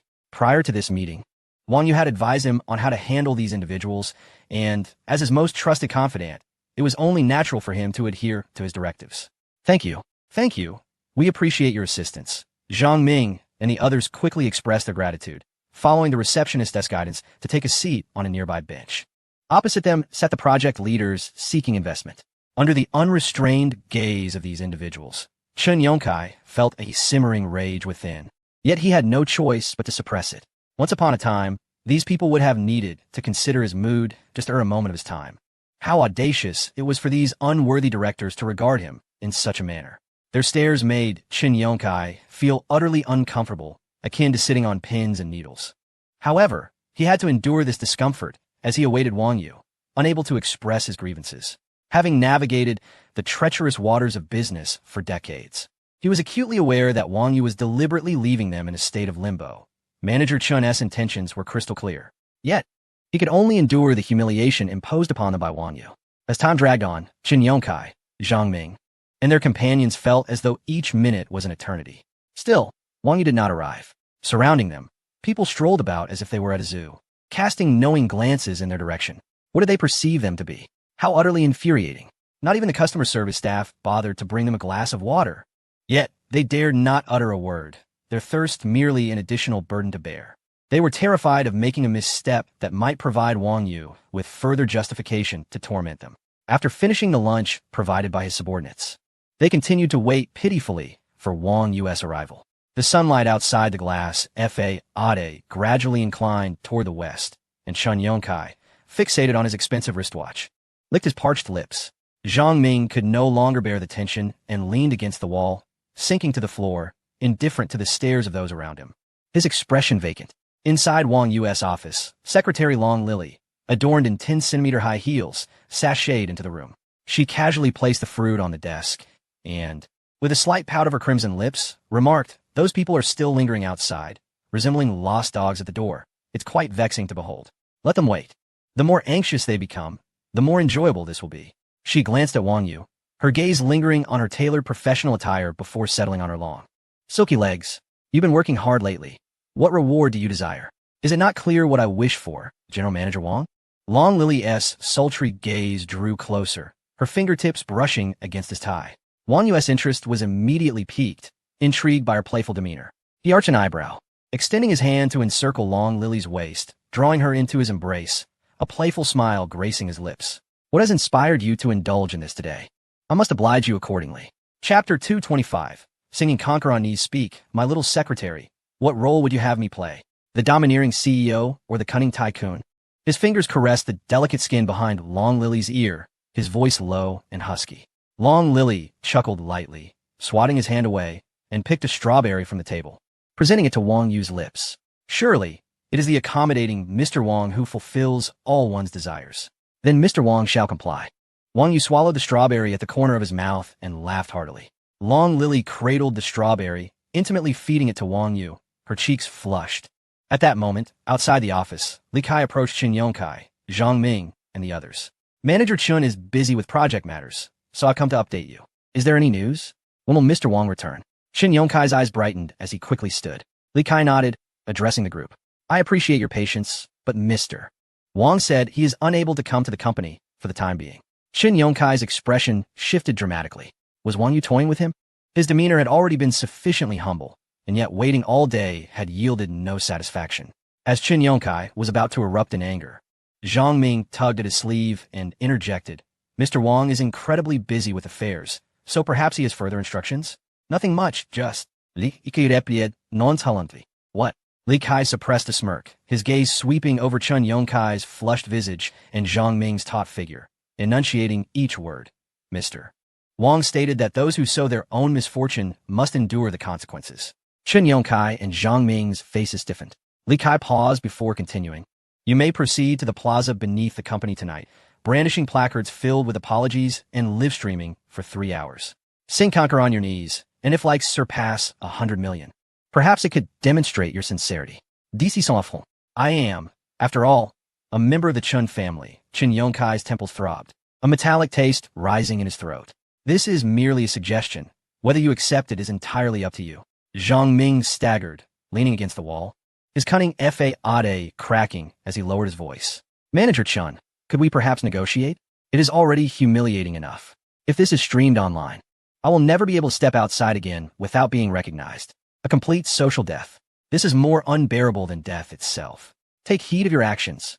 Li Kai replied, shaking his head before turning to depart. At 9 o'clock that evening, beneath the towering edifice of the Magic City Center, Chun Yongkai, Zhang Ming, and others hesitantly knelt before the live-streaming camera, hoisting a sign adorned with apologies.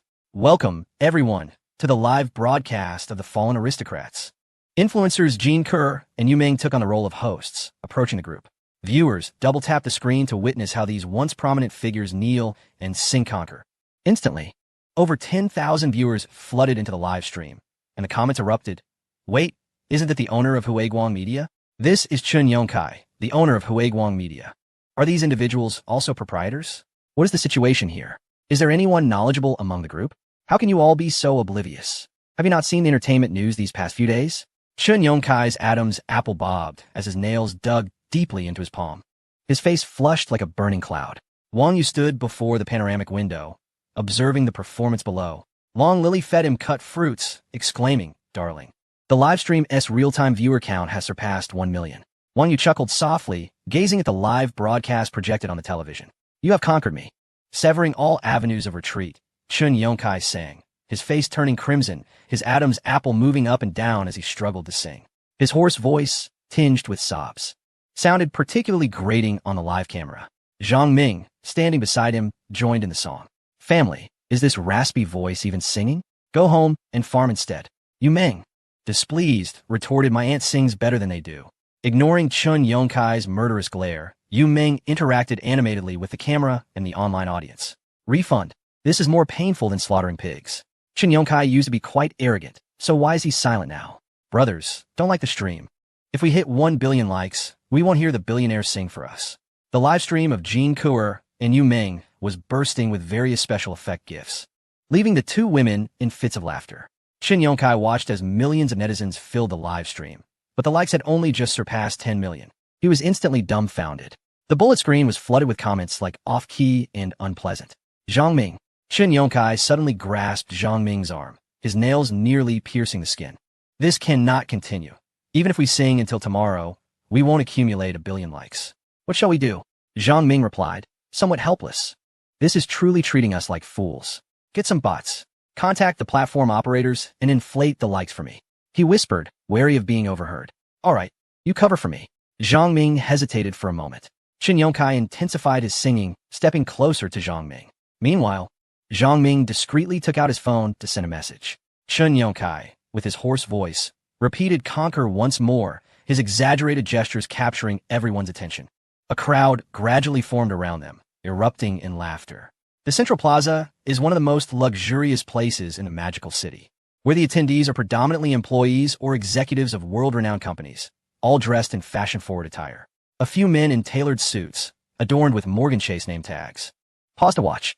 Family. Likes are about to hit 30 million. Jean Kuer thrust her phone towards Chun Yongkai's face, urging, family, send gifts. Forget the likes. Let these two big shots kneel until dawn. For heaven's sake, stop liking. Who are these fools? Why are they liking this? Zhang Ming was astounded, feeling surrounded by a group of incompetent allies.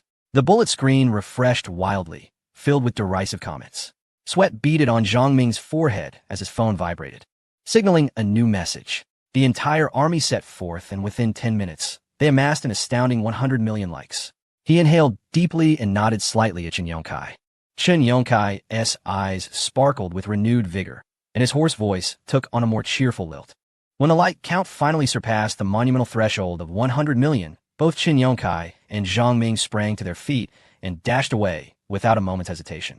Hey, don't go, Yu Ming called out, chasing after them for a few steps before halting, watching their retreating figures with frustration. In the biting cold, their silhouettes stumbled and vanished into the night, leaving only the murmurs of the onlookers behind. Chun Yongkai and Zhang Ming managed to escape, only to be intercepted by a voracious investment manager. Chun Yongkai's temples throbbed with fury. The pent-up rage accumulated in front of the live stream, erupting. What more do you want? The likes have already exceeded 100 million. Is Wang Yu's word meaningless? He tore at his collar, the veins on his neck bulging. If you're going to kill me, do it swiftly. I'm done playing this game. Zhang Ming grasped Chun Yongkai's arm, signaling him to remain calm. The expressions of the other company owners were equally grim. What had transpired today was an unprecedented dark moment in their lives, one that had brought them immense shame. Chapter 226. A man of magnanimity, Li Kai observed the disheveled state of the group, leisurely pulling out a cigarette and lighting it. President Wang has decided to let this matter go. However, just as Chun Yongkai breathed a sigh of relief, the word however made his heart leap into his throat. However, what? Li Kai exhaled smoke directly into Chun Yongkai's face. President Wang warns that if you dare to engage in any underhanded tactics again, next time at 1TB as simple as a live-streamed apology. Beware of your lives. A palpable aura of menace flickered in Li Kai's eyes. Wang Yu had saved his life, and he felt a deep obligation to repay that debt. Should any of them dare to retaliate against Wang Yu, he would be willing to sacrifice his own life to ensure they face the consequences. Chun Yongkai and Zhang Ming, witnessing the lethal intent radiating from Li Kai, recognized that he was not jesting. A shiver ran down their spines. They nodded fervently, their faces contorted into grimaces that were more painful than tears, simultaneously uttering, understood. We absolutely wouldn't dare. We will surely behave from now on. President Wang is magnanimous. We acknowledge our mistakes and will never repeat them. The others hastily echoed the sentiments. Zhang Ming even placed his hands before him, slightly bowing in a posture of subservience, his eyes reflecting both fear and flattery. Cold sweat trickled down Chun Yongkai's forehead, and he anxiously wiped it away with his sleeve, terrified that an inadvertent gesture might provoke further ire. Rest assured, Manager Li, We will remember President Wang's teachings. Zhang Ming continued to smile apologetically, though his grin was rigid.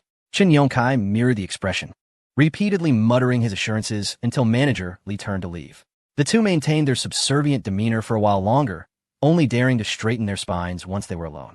At that moment, their dignity lay in tatters, and they could only hope for this nightmare to conclude swiftly. Upon returning home, Qin Yongkai was too ashamed to face anyone. The following day, he boarded a flight abroad and never returned.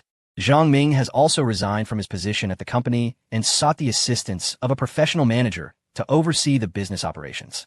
He no longer makes appearances in public. However, the enterprises of Huiguang Media and Xingyao Film have experienced a significant downturn, with stock prices plummeting, leaving behind the glory of yesteryear. Meanwhile, Jingtuan Capital continues to thrive in the entertainment industry, with daily visits from project leaders of other companies or university students eager to invest in scripts, as long as the projects are of high quality. Wang Yu welcomes them all, having invested a remarkable 68 billion in a short span. Ding! The system has detected that the host has spent 6,426,000,000, with a double cashback of 12,852,000,000. Ding! Congratulations to the host for obtaining 642,600 system points. As evening fell at the Tianmu Palace, the doorbell rang abruptly. Wang Yu smiled at the sight of Karina entering. Karina, adorned in 10-centimeter black stilettos with red soles, stepped into the foyer, her heels embellished with sparkling diamonds that danced gracefully with her every step. Her nose was elegantly straight, tapering delicately at the tip, complementing her full lips. Golden locks cascaded in a casual updo, with a few stray strands framing her face. Her deep-set eyes seemed to conceal the ethereal blue of Lake Baikal, and beneath her lush, curled lashes, her emerald irises shimmered with an amber glow. The slight upward tilt at the corners of her eyes bestowed upon her an innate allure. Karina sauntered over to Wang Yu, her movements graceful, and exclaimed with delight, "Brother Wang Yu, I've missed you so much." As she spoke, she wrapped her arms around his neck, her body nearly pressed against his. Wang Yu instinctively embraced her waist, leaning down to plant a gentle kiss on her forehead, replying, "You're my treasure. Of course I miss you." Karina's eyes sparkled as she surveyed her surroundings, her gaze flitting past the wine cabinet and fish tank before being captivated by the floor-to-ceiling window that dominated the wall. Outside, the vibrant scene of Lujiazui unfolded before her. The Oriental Pearl Tower and the surrounding skyscrapers stood in harmonious juxtaposition, their glass facades reflecting the warm orange hues of the setting sun, merging beautifully with the shimmering waters of the Huangpu River. "What an absolutely breathtaking view!" Karina exclaimed, her mouth agape in awe. She hurried to the window, pressing her face against the glass. "From here, it feels like the entire metropolis is beneath my feet. It's all right. After a while, it's just like this," Wang Yu remarked, hands tucked in his pockets, following her with a smile.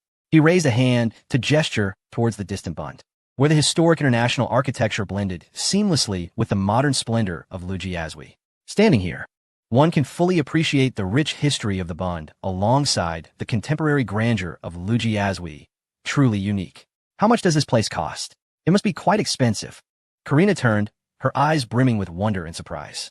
The living room before her soared to great heights. A colossal crystal chandelier hung from the ceiling, its radiant light illuminating every detail of the room. A top-tier genuine leather sofa encircled a coffee table sculpted from a single piece of natural jade, embodying simplicity while exuding luxury. "Not too much, roughly around 2 billion, Wang Yu replied with a smile. Karina abruptly turned, her emerald eyes widening in disbelief. 200 million? Is that in Chinese currency? It must be. Wang Yu smiled, lightly brushing her prominent nose. Her voice involuntarily rose in pitch, her golden curls shimmering with the movement. "This is utterly outrageous. We're talking about 200 million.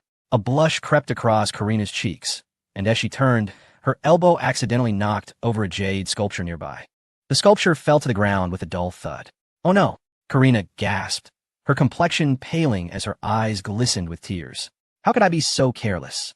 Wang Yu bent down to retrieve the jade sculpture, suddenly chuckling softly. "Don't worry, it's not a big deal. It wasn't particularly valuable anyway, so there's no need to fret." Noticing her tension, he gently wiped away the tears at the corners of her eyes. "I was terrified. I thought it would break, and I couldn't possibly afford to pay for it." Karina sighed in relief, patting her elevated chest. before she could finish her sentence, Wang Yu tossed the jade sculpture aside and swept her up into his arms, startling Karina, who instinctively clung to his neck with a soft gasp. Since you're so afraid of compensation, why not make amends in another way? Wang Yu carried her toward the sofa, gently placing her on the luxurious leather couch, and then leaned over her, their noses nearly touching. It appears this jade sculpture is indeed broken. That is quite a loss for me. You'll have to compensate me properly. His voice was low and husky, his warm breath brushing against her flushed cheeks. Karina wrapped her arms around his neck, her gaze sparkling with allure. How does Mr. Wang intend for me to compensate? Of course, in kind. He laughed heartily.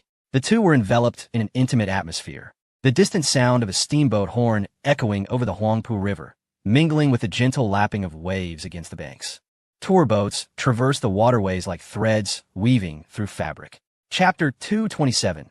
But she didn't care at 3 in the morning, having concluded their encounter. Wang Yu glanced at the peacefully sleeping Karina, his gaze filled with tenderness. Then, internally, he addressed the system.